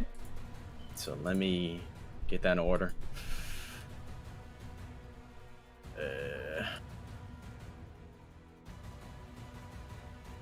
Oh wait, you changed their icons, Memely. I thought we were getting like a Juggernaut style. No, it's the same one before. That was just the original token I had for him before I got something cool that gave me a different token for it. Okay. Oops, should have. All right, are you striking? Yeah, I strike them. That would hit Yeah, critically. use That's a critical knockdown. hit. Nice. I use knockdown. Yeah, I don't know what that does. You Yeah. gotta roll it. I don't know every class. Oh my bad. There you go. All right, knockdown. If it hits and deals damage, you can check the athletics check. Creature you hit, if you're wielding a two-handed melee weapon. Fantastic. So it is tripped. My bad. I forgot. Well, it's the, you could attempt an athletics check, so you need to do the athletics check. Oh no, because I have improved knockdown, which is this. Ooh. Followed by a trip. You can handle a single strike, and if you do strike, you also apply the critical effect of a trip, which is Nice. lands, falls prone, and takes an additional 1d6 of bludgeoning damage. So give me your damage, and then add another 1d6. All right. He goes prone. And a kind of, what the fuck is that kind of maneuver, you thump it over. You hear gears whirring as you deal damage to the thing. Ouch. But this is physical damage, so it gets an extra bit back. Roll 5, so it takes that, actually takes that 3 damage. There you go. Damage. And heals back 5 for whatever clockworky metal resistance it has. It is prone now. Alright. Alright. Now order my bear to attack and grapple him. Okay. Let's see. Is he grabbing or biting first? He has to attack. Okay, let me roll this. Bear hug.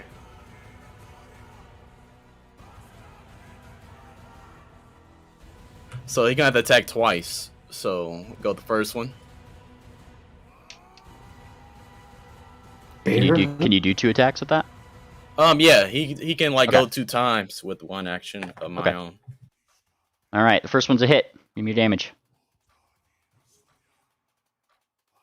Oh, my bad. That was Jaws. Yeah, give me your not Jaws. That's better. Alright. He takes the damage and then heals a little bit. Right. And then roll again to grapple to do the bear hug. Alright. Damn. Beautiful. Do not Very mess with nice. this bear. Yeah. From what you'd seen previously of Murbach losing his sword, then getting beat down with his own sword, it seems like he is now very good at, hugging. Bear hugging. Now, if you're grappling, I don't think that does damage. Oh, yeah. Strike hits, target's also grabbed. As if the bear... No, so you struck once. So Yeah. It's grabbed, okay? Oh, no, like... The target is also grabbed. Yes, yeah, also grabbed. also grabbed. And then... He has to make a strike first, and then he makes a strike again. It gets the same target, and if the strike hits, it also grabs me. It not only hits, but also grabs him. Which I think that's what that means. No, Target is so also grabbed. you do 1 action, you strike, and if it strikes, he's grabbed. Congratulations, you don't have to do anything else. Well, yeah, second turn, sure. So you get 2 hits, right? You get 2 actions with your bear, yeah? Yes. Then the second one was this critical hit, Yes. which deals the damage. You deal damage. Well, How do you want to do this? But let's see. I'll as the bear growls him, he sinks his claws into the metal husk, tearing out all his oily fluids and pops the head off. And you hear freaking smoke comes out of it. You tear out all these random fluids, there's smoke. You guys hear a definitive cling, cling, cling, cling as something flies this way off of the thing. And the bear's kind of like rage itself. So I'll put that over here, because why not? Bonk. I think I can anyway. I'll do that in a second. But this thing is definitely out of commission from that bear. Alright. Wrong one. This Well one. done. Bonk. And let me remove this thing from initiative. That one's not an initiative. Okay, cool. Alright. It is now this thing's turn over here, which just saw that happen. And then its eyes That was fix easy. on Murbach, who seemed to have been commanding the thing. Logic would dictate, that's the thing that we need to do. And there's a little bit of a poof, effectively, of what is it? A poof of smoke as this one poofs at your feet there, Murbach. And how much does this go? I kind of forgot. 10-foot burst. Okay. So as it poofs out some smoke, it lands at your thing. I guess right at this corner. Everything in there is now you're in a smoke cloud, effectively, so things are concealed. To you, that is, as it picks up a second thing, aiming at you, Murbach, who are now flat-footed in this situation. I actually got blind fight. If that does anything. I don't think that does anything to your AC. Oh, Roll it, roll it. let's see. There you go. Yeah, target is concealed. You're not flat-footed. The creatures are hidden from you. Okay, so actually that does do something for you. Yeah. All right. Not flat-footed. So Murbock's not flat-footed.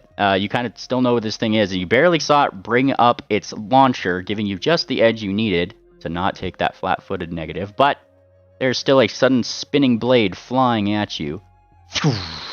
Holy shit. And critically, it hits you. Stab, 56 points of damage. Ouch. A second one flies at you. Oh, my bad. That's a bear. And another hit. Dealing another 19 points of damage as two rapiers fly into the cloud.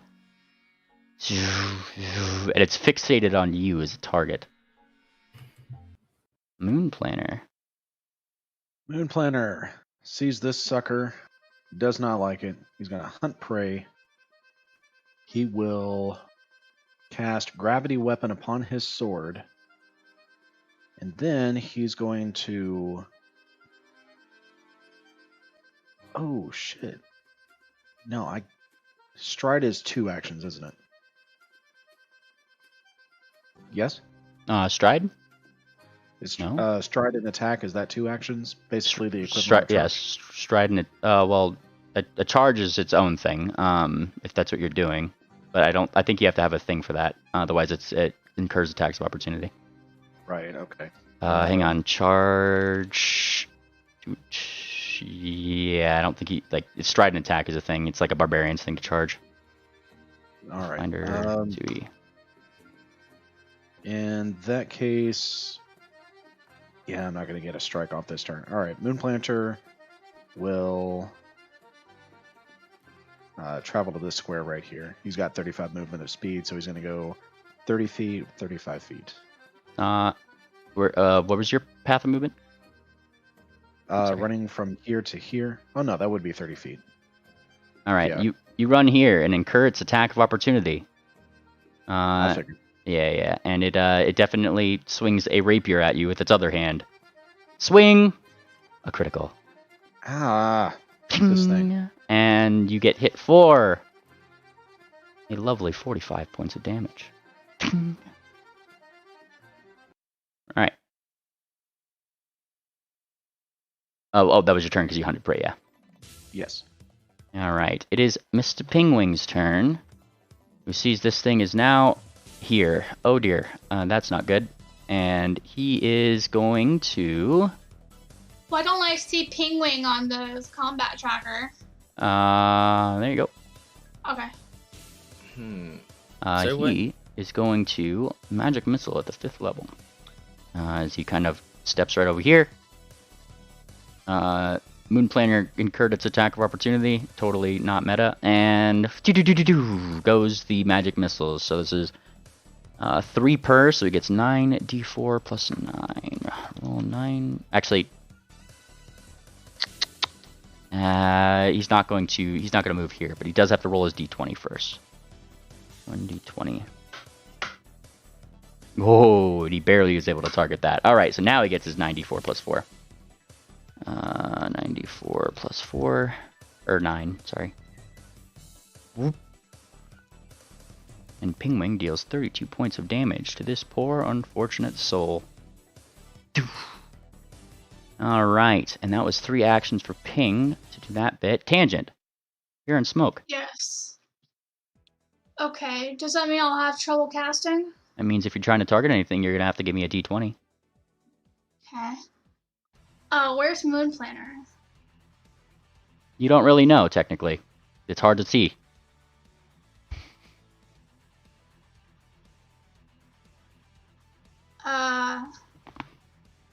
I cast light on myself. Is that what you're doing? Yes. It's 2 actions. It's already brightly lit in here, Tangent. Oh. So I can't move over here? You can. There you go. Now you're outside of the fog.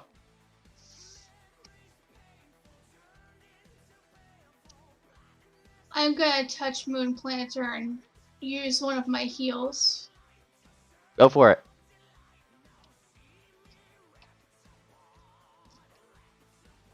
Uh,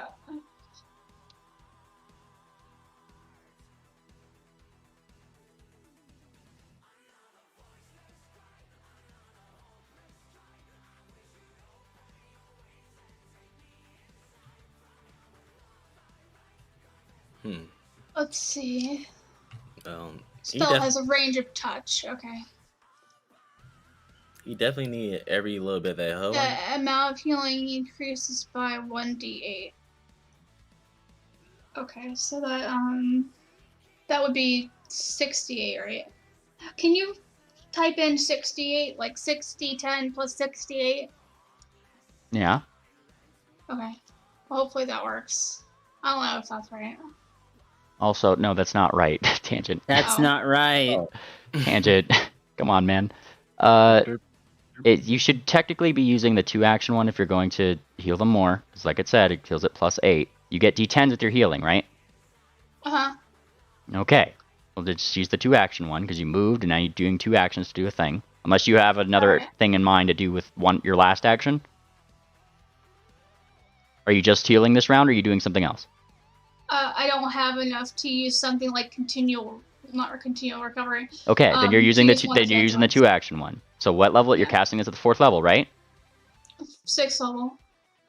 Okay, then you need to click Tangent. You got to click this at the 6th level if you're going to do that. Unless this is your healing font or whatever. You don't need to cast it. It was on my hotbar. Okay, It's like my healing font. okay. Well, make sure that your hotbar is updated, and you just tell me that what you're using this with and what level you're proper doing it. So if it's 6th level, it's 7d10 because you get d10s with your healing. Yeah.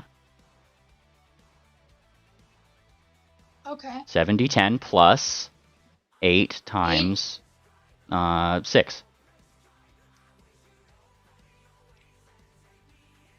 Calculator.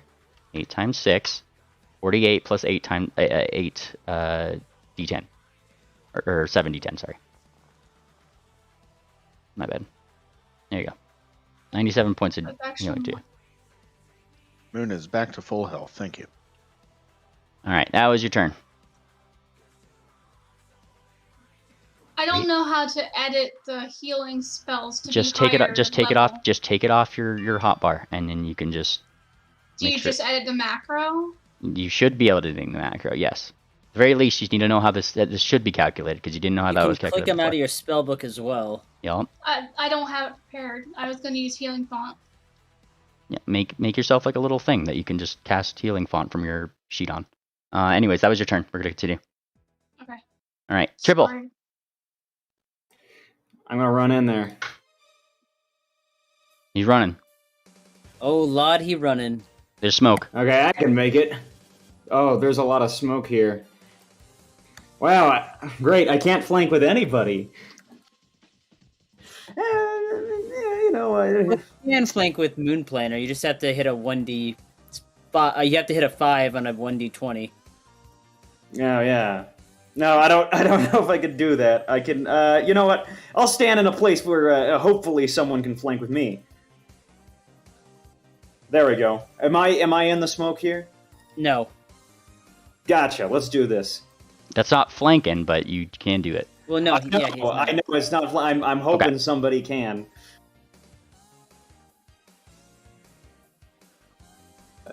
Where's it? There we go. Yeah, let's do this guy. We can't do anything about that. Okay, well I'll use my last action to try attacking one more time.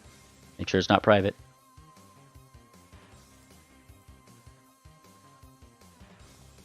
Can't do much about that. Slice, and it kind of ting off the side of its thing. This thing's a little harder to hit. Swift, it's your turn. Alright. So, Swift, one thing he noticed that he's been keeping tabs on since it was mentioned in the main room. He noticed that little ding, ding thing that bounced over in this direction from the, from when this one was destroyed. Mm-hmm. Ah, I'm on it! And he will run through, and he's going to just leap and tumble through the smoke so that he can how do you say, Get his not panache. erupt, but like make a grand entrance from out of the smoke onto this side. All right. Give me your acrobatics if that's what you're trying to do. Yeah, being very acrobatic about it. Yes. All right. Yeah, you got to tell me when you're trying to get your panache there. Oh. All right. Yep, did get its panache. I'll go ahead and hero point that. All right, go for it. Actually, no, I won't. But what I am gonna do is inspect the space here.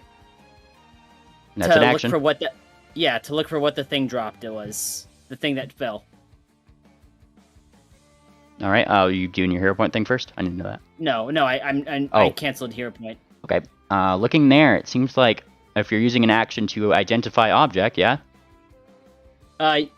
Yeah, or not even if I identify it. I presume that I can see the small little thing and pick it up. Yeah. If you're picking it up, that's gonna be an action. If you're just looking at it, it just looks like a small I'm just gonna bit of metal. I'm gonna pick it up. flung off. You pick it up and get yourself something that I'm going to put in your inventory. Woo! Look at that. All right.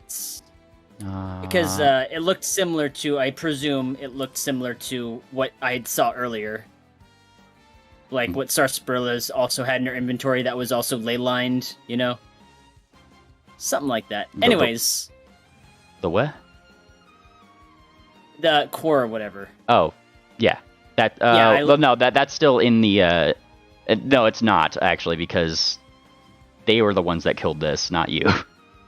No, I mean I didn't see it, but. Yeah, no, it's definitely not a shiny little core of a thing. That's definitely not. It seems to be some sort of eyepiece? Question mark. Eyepiece. Okay. Well, I picked it up and now I have one action left. Yeah. So I'm gonna attack. Damn.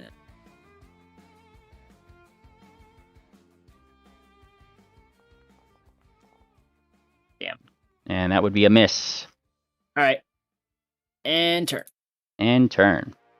Was this thing? Yeah. Yes. Murbarak, you're in the fog. Oh. I'll just go where everybody else went. God, I love how you guys gather around this thing. Damn. And I'm gonna whack him upside his metal head. All right. Go ahead and target. Do the thing.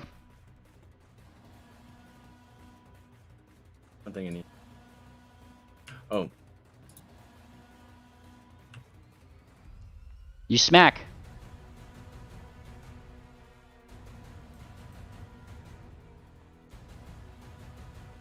Dealing a whopping 30 points of damage. Plus 5.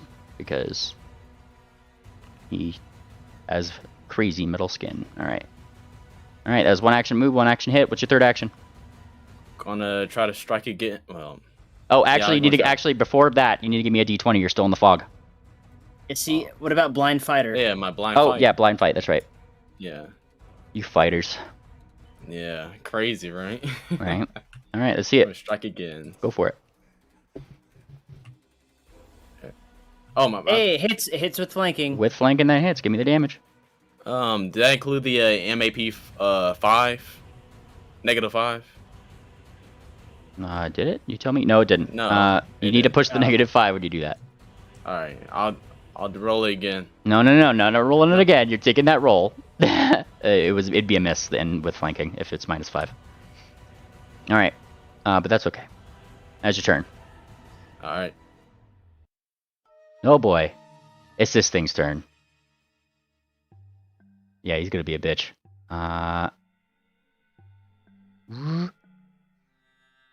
He's going. I'm gonna use my thing. You gonna what? Nimble dodge. Wee. Not going for you. That incurs an attack of opportunity. Yeah, did that incur an attack opportunity for me too, or no? Technically no, because no, you have blind flight, so that would be okay. Yes. Yes. I'll strike first. So from both. Good grief! All right. Damage. Nice. Ting! You strike right, against the metal and- armor, which it's 5 back. Donk. And it's going to take 4 points of force damage from. Wait, roll. From gravity weapon. I thought that was during your turn. You are correct. Okay. Damn it. How do I that see attack whose would be turn a it miss. is currently? The fist icon. Oh, okay. Alright, so like I said, it was fixed on Murbox, so that's who it's going to try to do, is it goes into its own fog cloud here. And that's who it tries to strike. The person who really took down his best of friends. Oh no. Hi, Murbox. And it sticks its launcher right into your side. Launch. Well, it's trying to anyway. So 2. You're getting 2 strikes. First one, a critical. Fuck. Murbox takes 64 points of damage. I am down. Shit. And you go down to dying 2, yes? Dying 2? Yes, because he critical. Criticals you and goes down to dying 2. Second attack. And it's a hit. Penguin, can you do the thing? The thing? It's not necessary right now, but Death Call or Play Dead. I don't think he actually prepared that today. Oops. Let me double check. He used it.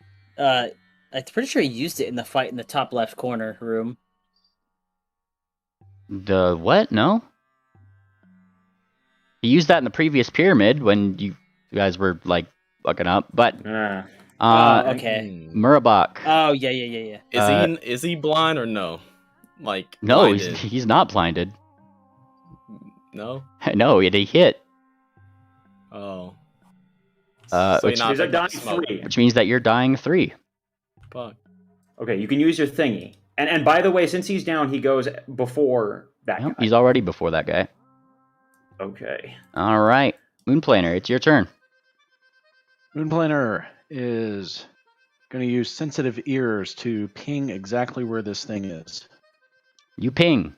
Ping's also up here. All right. So I know precisely where he is. What to do. All right. Moonplanter is going to...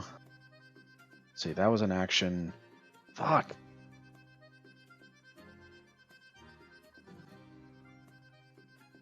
All right, I don't want to risk losing Mubarak before he gets healed, so I'll just do this right here. Moonplanter is going to move here, and he's going to grab a hold of Mubarak and throw him as far as he can over to these bookshelves.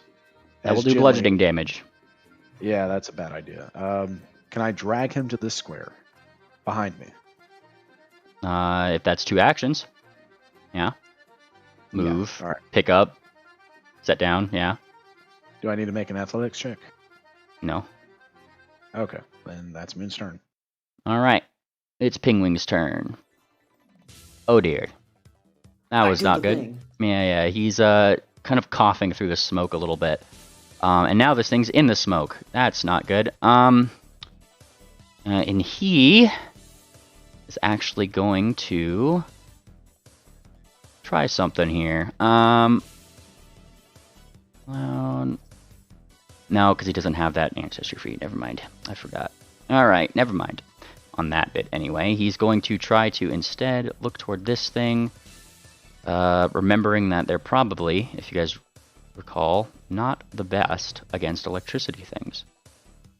So he is going to try a little bit of a shocking grasp.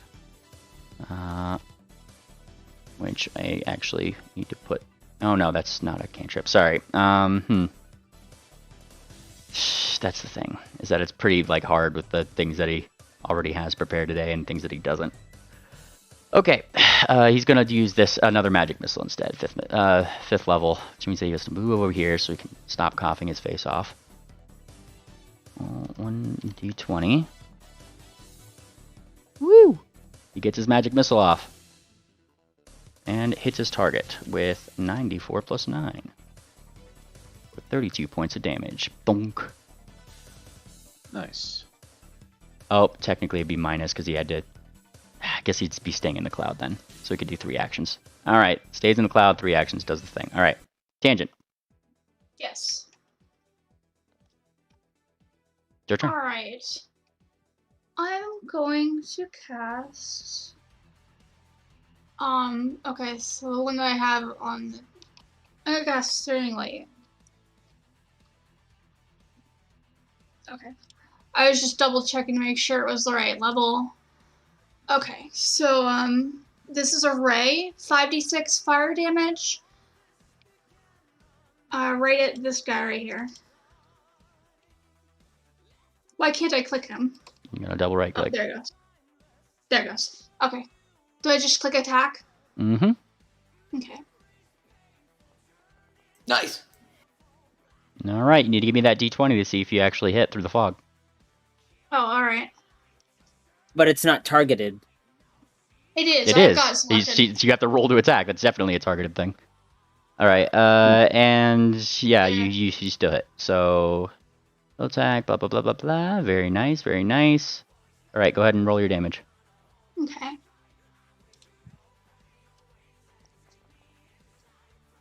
Very nice. 18 points of damage to the thing as you blast light into the fog. Oof. Alright, you got one more action. What are you doing? Oh. I'm going to cast a Sanctuary, a one-turn thing. Let me check real quick. No. At least I don't think so. I don't remember it Yeah, being. that's 2. Shield is 1. I'm gonna cast Shield on myself. Okay.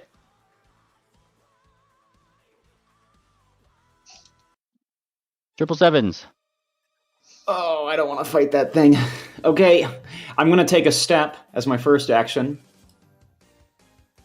I'm going to feint as my second action. Okay.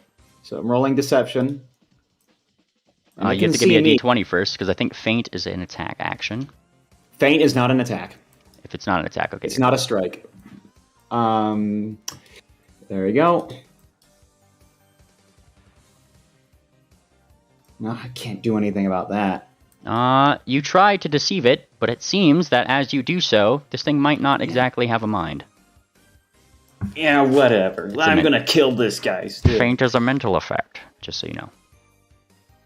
Well, then I'm going to just strike at this guy and skirmish strike so I can step back once I do it. Okay, that works. I'm going to step back to where I used to be for my last action with the skirmish strike. Okay, need another d20, see if you hit. Here, next time write a manual for ducking. Here we go. I like that, that was good. I do need a d20 though, just to see if you do the thing. Also, make sure you're not... Wait, that's bad. That's...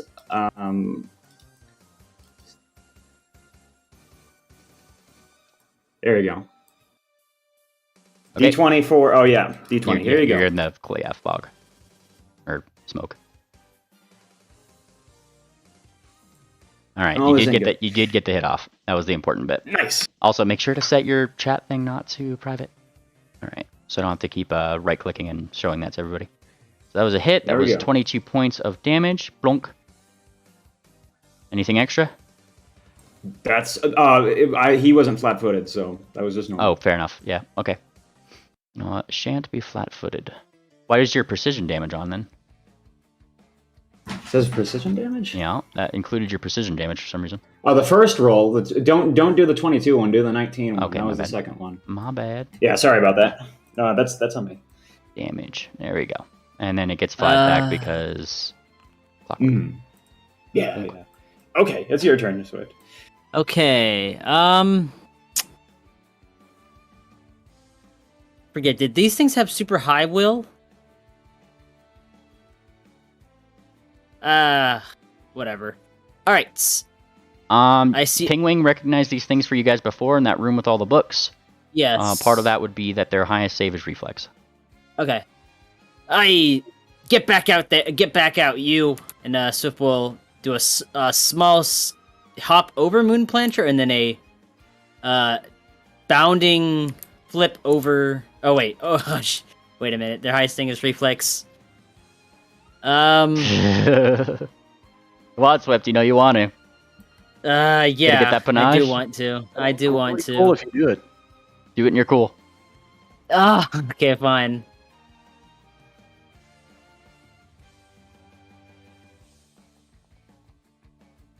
Nice. Damn it! You guys, you tricked me. Is that what you're going with? Hero points are 4. I wouldn't do Fine. it. Is that what you're going with? Fine. I'll hero point this one. Okay, you get your reroll. I hate you guys. I hate you guys. That's so funny. You land Okay. here and technically trigger its reaction, so you're getting smacked. Oh shit. As you go to jump over it, like I mean, it definitely sees in this fog way better than you can. And Swift, you just fucking rape your hand to the face, and it's a crit. Fuck. Smack.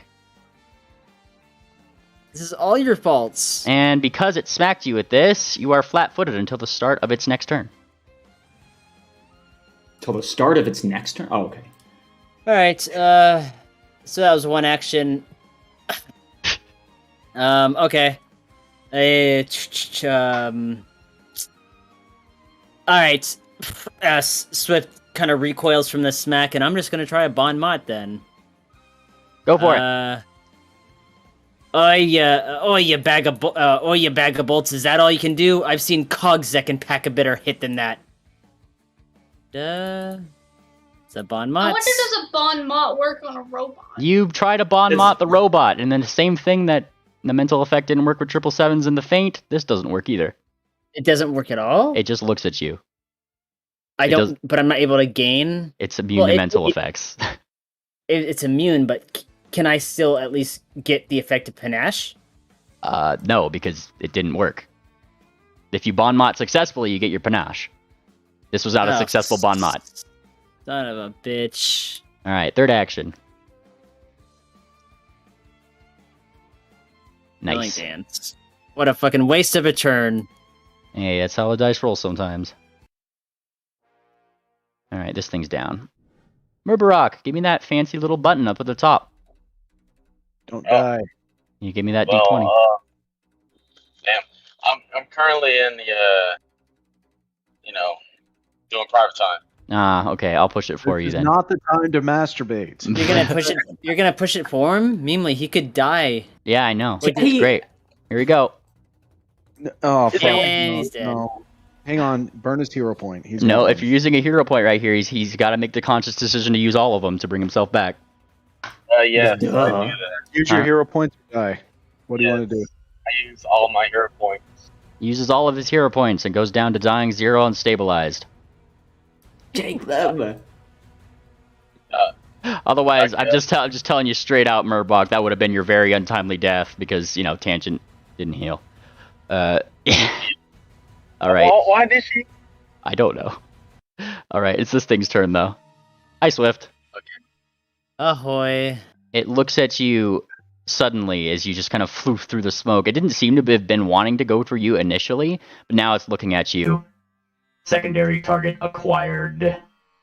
And then, in the same fashion as the previous, it now targets you with its fancy launcher that it literally just puts up to your head. I'm not sure if you get attacks of opportunity, Swift, but this is a ranged attack.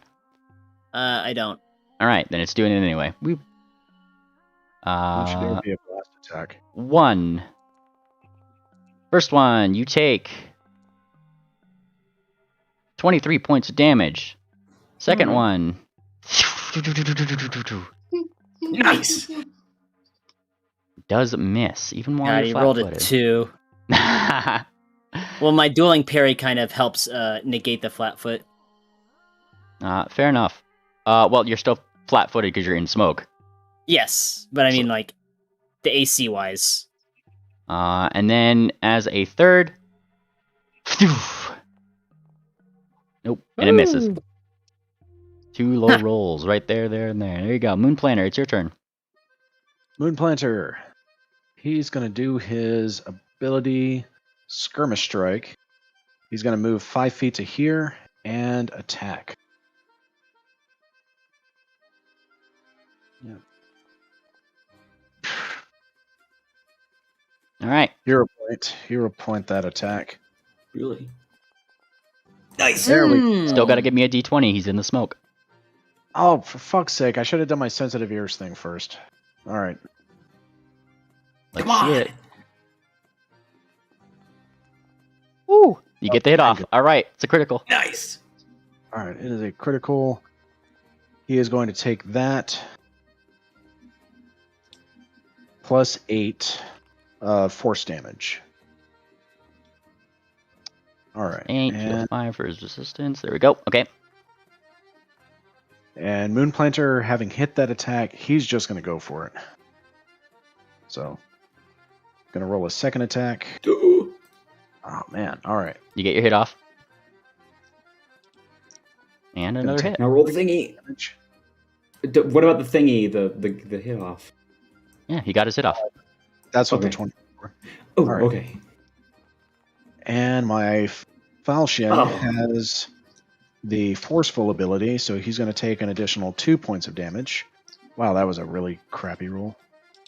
And let's see, he just attacked. So yeah, Moonplaner is going to do his skirmish strike again. So he attacked. He's going Wait, can you do that twice? It's a flourish. You moved. You already the flourish. Where does it say it's a flourish? Right there in the description where it says flourish. Yeah, sorry to be the guy. All right. Also, it was like move, strike, and then move, like, or strike and then strike. So it was 3 actions anyway. Oh. No, because Oh. I did skirmish strike, which allows me to strike and move 5 feet as one action. Ah. So I do have one more action. And Pingwing actually, he seems like he's in battle mode right now, and he does actually shout at you, Tangent. Cleric, do your job. He's dying over there, and then points toward Murabok as he coughs out of the thing. And Yeah. points toward the. Wait. What is that? He wanted to use his last action, I think. Sorry. Skirmish strike allows me Oh, my bad. to step and strike as a single action, so I have one action remaining. Oh, okay, go for it. Yeah. Not bad. Alright. Maybe bring him back. No problem. Swift, I will give you Warden's Boon. Much appreciated. All Okay, right. That's it. All right, now it's Pingwing's turn. And that's what he says. He steps out of the fog, he's coughing, he sees Murabok dying over there. Cleric, do your job! And then points his finger at the thing. Because it's just, this thing's not very nice at all. And technically he has to roll his 1d20. Which he does get this thing off. And this thing, he fires. Ooh. Ooh, very fancy effect on that. And Pigwing hits. Now, I think this thing has to do a Fortitude still, which it barely succeeds at. And so, damage-wise, zap. He's still affected for half of that. What? His parts of it literally just disintegrate off as he points a green ray that way. Tangent, it's your turn. Okay. I'm going to take 2 steps forward, and I'm going to use the 2-action variant to heal him. Go for it. Nice. I didn't figure out how to update my macro to the 6th level. It's okay, so long as you know what to roll. 7d10 plus 48 if you're doing your healing font.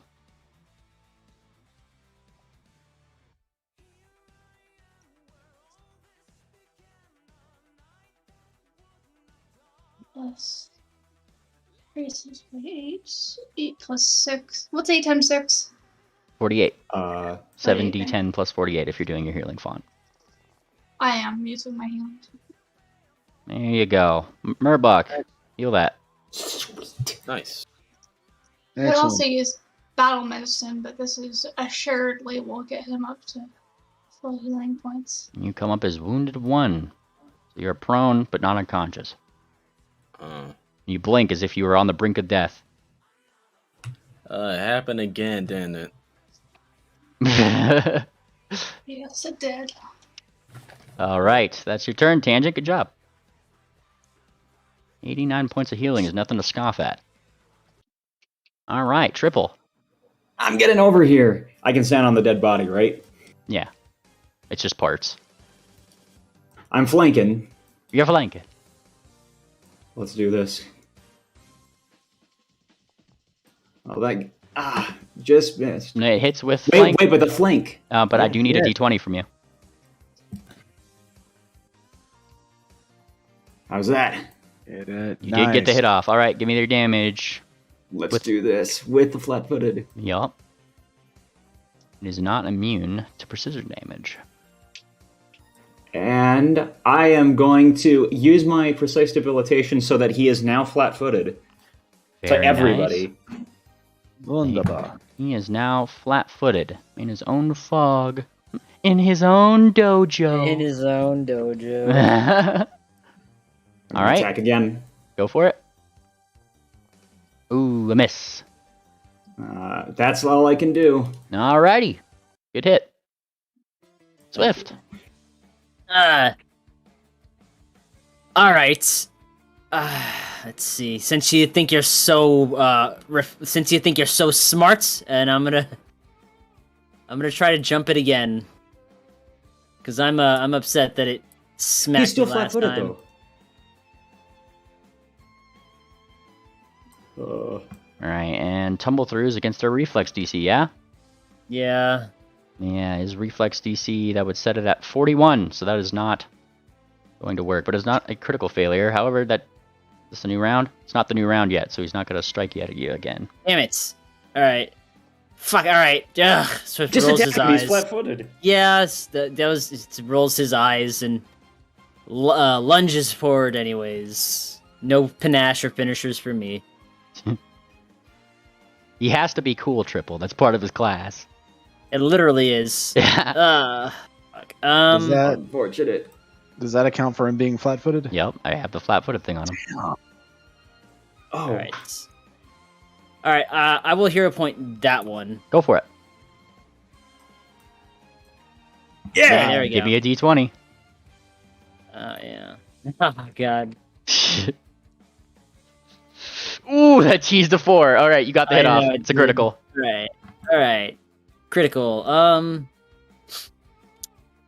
Oh wait. So would Penguin know if these things are immune? Like what's like immune to a certain besides electricity? Anything else? Like yeah, they got. It's an object. kind of- They got object immunities. I It's a mean, like construct. weakness to a kind of damage. Electricity and orichalcum, which none of you guys have, and I don't think we'll have unless you guys are very, very high level adventurers. I have never even heard of that thing in my life. Swift calls from the clouds as he stabs it.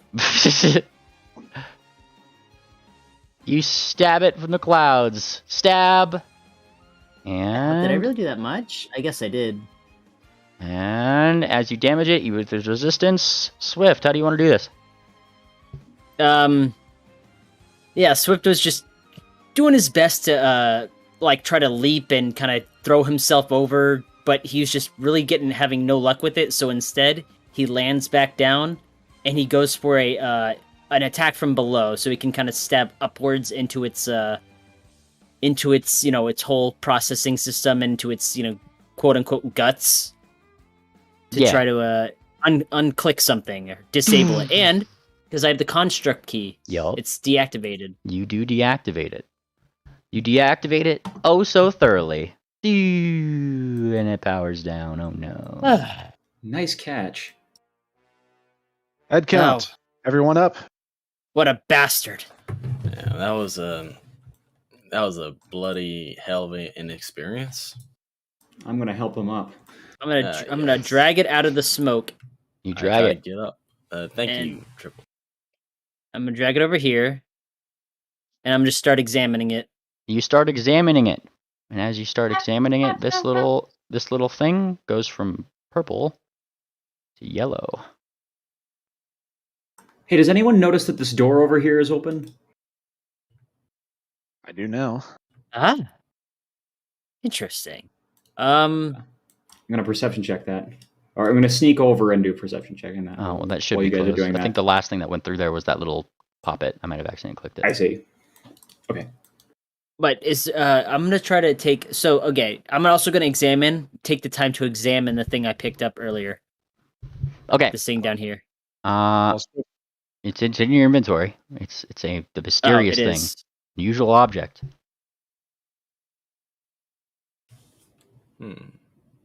While Swift is working on that, King, would you take the time to look over these books? Does anybody need healing besides Mabar? Yes, Swift does. All right. I'm capable of healing myself. Thank you very much. How much healing Oh, does you Swift need? didn't seem like you were too capable. You were coughing up a storm there when you were dying. Well, that's because somebody didn't do their job accurately. I need 73 points of healing. Gunter looks at the bear. And bear, you should have jumped in. Swift, this is going to be your healing. All right, if you're trying to identify that object, Swift, skill checks. There you go. Moon Planter, you take a look at this. You too, bird. Well, look at what? And then he looks at it. Now I will point out you have to be expert or more to actually do this. So I'm not sure if you do Moon Planner. Expert at crafting. Oh no, I'm only trained. All right. Okay. It's up to the bird then. Does bird do it? Bird does do it. Okay, he did. Yep. I was going to ask if I could roll to assist. You would pretty much be guessing at that point. That's to assist. Yeah, to assist would be the thing, but he got it. So I'm going to reveal this in your inventory, Mr. Swift. I can identify item. You found yourself some clockwork goggles. This heavy set of mechanical goggles contains a variety of different lenses for different situations, including lenses that filter light at different intensities and frequencies. Clockwork mechanisms can swap between the lenses rapidly as needed. However, many of these lenses can only capture a single stimulus once and then forever etched with it. What does that mean? Interesting. Clockwork mechanisms on the goggles rapidly switch between the different types of lenses, granting you the benefits of them for a brief period. And the effect there, if you click on it, will show you. You gain low light vision and dark vision and see invisibility for 10 minutes. So that's pretty much all it is. It's just extra visibility for 10 minutes.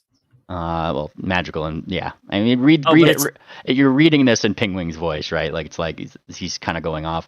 Like these, it's a cheaty way of seeing invisibility and things. But look, you just spin this little thing here and everything, and he's showing you how it works. I'm normally not really a fan of these things, but this is pretty cool. Yeah, Swift is kind of like looking at it. He's like trying to find a way to be impressed with it. You said it can only be. It's only once. It's limited use. Kind of nods. Well, yeah, that's the nature of gadgets. He says, idly pointing to the meta gadget tag. Clockwork consumable gadget. It's a consumable thing. Now, as you kind of like look this thing over, what more you do recognize is that on the side of this thing is a signature. Ooh, made in some language, which I'm not sure if you guys actually have. Aklo, Common, Draconic, Null, Goblin, Sphinx, Sylvan, Terran. None of those. This one's actually like a different set of weird, more ancient-looking symbols, but they have been carved in very nicely. I know Celestial. I'll take a look around. You know Celestial. Yes, I do know Celestial. It is in Celestial. Oh my god, are you kidding me? In Celestial, it does say Crucible along the side, like a signature. I think this is the handiwork of that Crucible lad you were talking about earlier. Oh, this is likely our first item to unlock the seal in the main room. Hold on to that. Oh, what a fucking coincidence. Nice dice. I like those dice. Oh, thank you. I love green. Yeah, hold on to that then, Swift. So what they So what they give me with the treat wounds? The what? Nature roll. Oh, it's all the nature roll. Because I have natural medicines to reuse Reminder, click nature. if you can use natural medicines, click your token, utility, treat wounds. It'll roll all the stuff for you. The signature was on the goggles or on the robot? On the goggles. Okay. The goggles Hmm. themselves, which look really pristine and really nicely made. He said, click on my token, then do what? Utilities in the hotbar up in the top of the screen. Utility, treat wounds. Alright. Hey, was there should have been something similar probably on the wand that we got. Are you guys checking the wand now? Yeah. Yes. Who There took is. that? Ah, okay. He's like, I was kind of waiting for that. All right. On one of the wands, and now that, you guys have two things that are signed by Crucible. That clockwork wand, I'll move it over. Ah, that little lad, he was muttering something about it. All right, whatever. Clockwork wand. All right, so we got 2 items then, I think. I mean, that's to my count. Mm-hmm.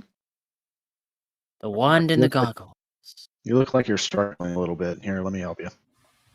Thanks. I could use a treat wounds tangent.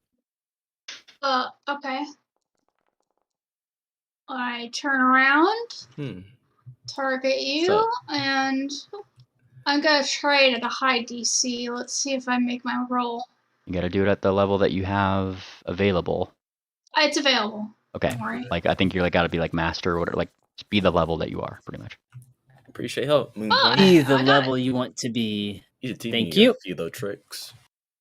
Much appreciated, lass. Oh, but you only needed 30. It's because I could have done it lower level. Eh. Are you doing okay, Penguin? Pingwing is like looking at this little thing that Moonplanter and him are around, which is now blinking red. Oh no. I guess we can patch up those scratches later. You said it was yellow before. Why did it change to red? It was yellow. It changed to red. And it changed to red. You guys spent some time healing and stuff. Like, that was like, what, 20 minutes past? Then it starts to flash red. I'm gonna sneak over to the corner, guys. Maybe whatever enters here is gonna like be looking through here, and we can sneak up on him. Red is likely no good. And Triple, you're kind of going up here, yeah? I'm staying right there, basically, kind of like peeking out through the hallway. You kind of hear from up here, Triple, the sounds of those little poppets working away on something in this engine room. Oh. I wonder how they're going to react to seeing all these things. We might want to go and... What do you guys think? I'm going to tell you guys this, of course. Well, I wanted Pingwing to have a chance to look over this section of the library to see if he could gain any more information. Oops. I'll move myself around. There we go. Pingwing can certainly do that during your guys' X amount of time. Because I know you were asking that, yeah. Yeah. Asking that before, so let me see what he can gander. Like specifically the 2 books that the little drones pulled out. I didn't get a chance to speak up, but Moonplanter did roll perception to see what page they were taking pictures of. Looking at all the books, looking around, that kind of thing, there seems to be more different types of repair manuals for different parts of the machine. That is this inner pyramid, more specifically related to that engine that you guys had seen up there, which Pingwing will very nicely tell you. It's instructions on kind of what the things do. It's a little bit more readable here, he says with his roll, definitely probably a little bit higher, and then kind of shows the things. They have different buttons for different things. These numbered buttons, they activate these things. And he points toward like where on the diagram the numbered buttons were. And all of these other buttons, they do different things. And that's when he kind of like turns the page. And by turning the page, they give you more information. Start, starts up the engine. Stop, stops it. Prepare, prepares all the clockworks for combat. You know, to defend the place. Ping, he says, with a little bit of a poof out of his chest, makes a ping to all available bots to check their status. And he blinks, and he looks up. He looks over to the bear specifically, whose ears had gone back briefly, but they seem to have been the only one to hear a thing. Maybe that's what they heard. And then he kind of looks down. And there's check, and this one sends out all those little bots to go check the area for abnormalities. Service, and that activates, and he reads. He kind of has to turn the book to the side a little bit. Repair and service protocol, whatever that is, and wind, which winds up all of the engines. Is there one that turns them off? And he kind of shakes his head. No, they usually just go back into the place and then they get wound up again. They're supposed to be guardians of the place. It wouldn't really be doing their job if you turn them off. Yeah. But you can stop the engine. I'm not sure they like that too much.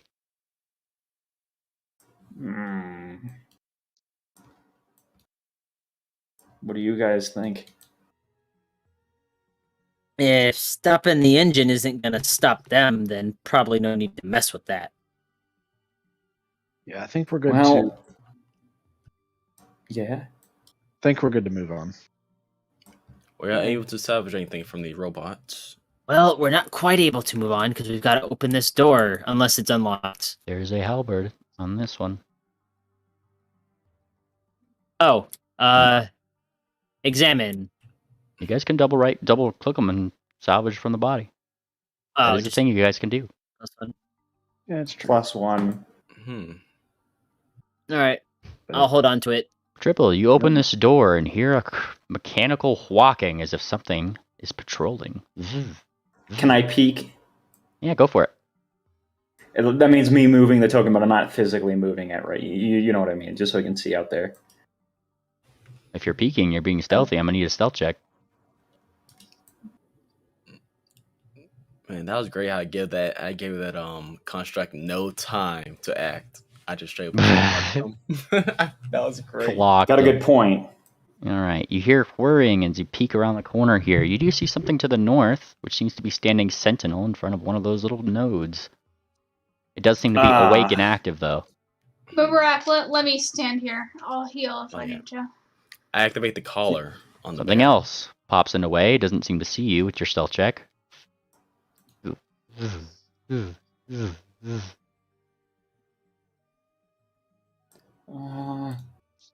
Finally. Oh, this is bad. You know, I could go down. I by the way, I rolled a trap check, by the way, with perception. You do not see any traps in the immediate area. Okay. What if I go to the south, guys, and sneak around there? Just a couple of steps over to here. Just be very cautious. Okay, I'm rolling. I'm going to be rolling for, tell me whenever I need to, but I'll roll one just in case again if you need me to. Yep, you step around here. Then you hear it. And okay. I mean, what happens?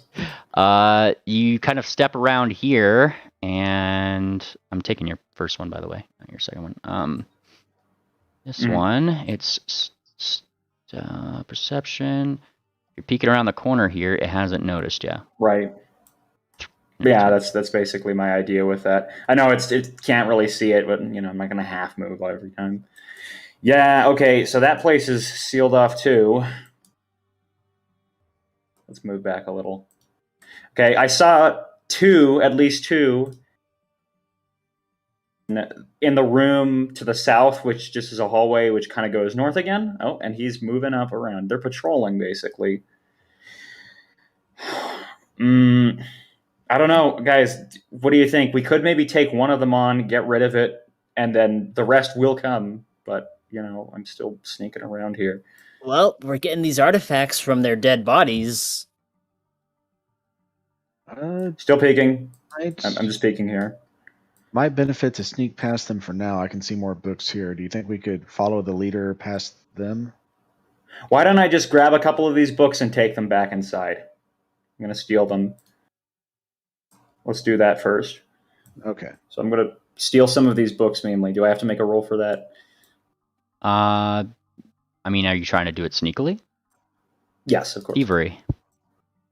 Thievery, nice. What am I doing here? There we go. And this is private, I'm guessing. How many you're taking? You know, I'm gonna take, because every time you've like rolled a D100, I'm gonna just take like a couple, the lightest amount basically. Give me That's 2 reasonable. D100. Okay. Oh, and this is private, actually, right?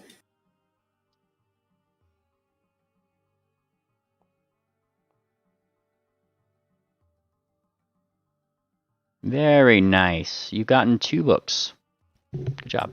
Sorry, there you go. Yeah, I don't know what the deal with that was. That one, and that one. Okay, let me check my chart. Chart checked. Cool. You got books. Here you go, Penguin. I found this. Ah. And he's looking at the books. Oh. He looks at both of them. Both of them seem to be labeled something rather mechanical. Though, thankfully, in what seems to be Sylvan. And kind of looking them over. Oh. Hey, that was a good find, Triple. Look. And he shows you the cover. Filtration systems. It's just like, that's all it says in the front. And you guys see a very similar sort of scribbled thing as he opens up the book. You guys see this like drawn diagram, because that's how books are in this time and period, right? Of the door that you guys had seen up here. Yeah. And a diagram of 4 different nozzles, or I guess 4 different turnstiles. And he starts reading through it, reading, or looking. And this one was next to it, right? Yep. And he kind of looks at it. Okay, and he pieces it together, rolling his totally relevant academia. Okay, still a little confusing, but he looks up. That room that we saw up there, that was kind of closed off and stuff, I think that's the main filtration tank. Like, that's where the actual filtering goes on. He kind of blinks. And he looks down. Those nozzles control... He flips. The amount of gas in the room. That's what it says here. Oh, is that why there was fire there earlier? Probably. What do you guys think?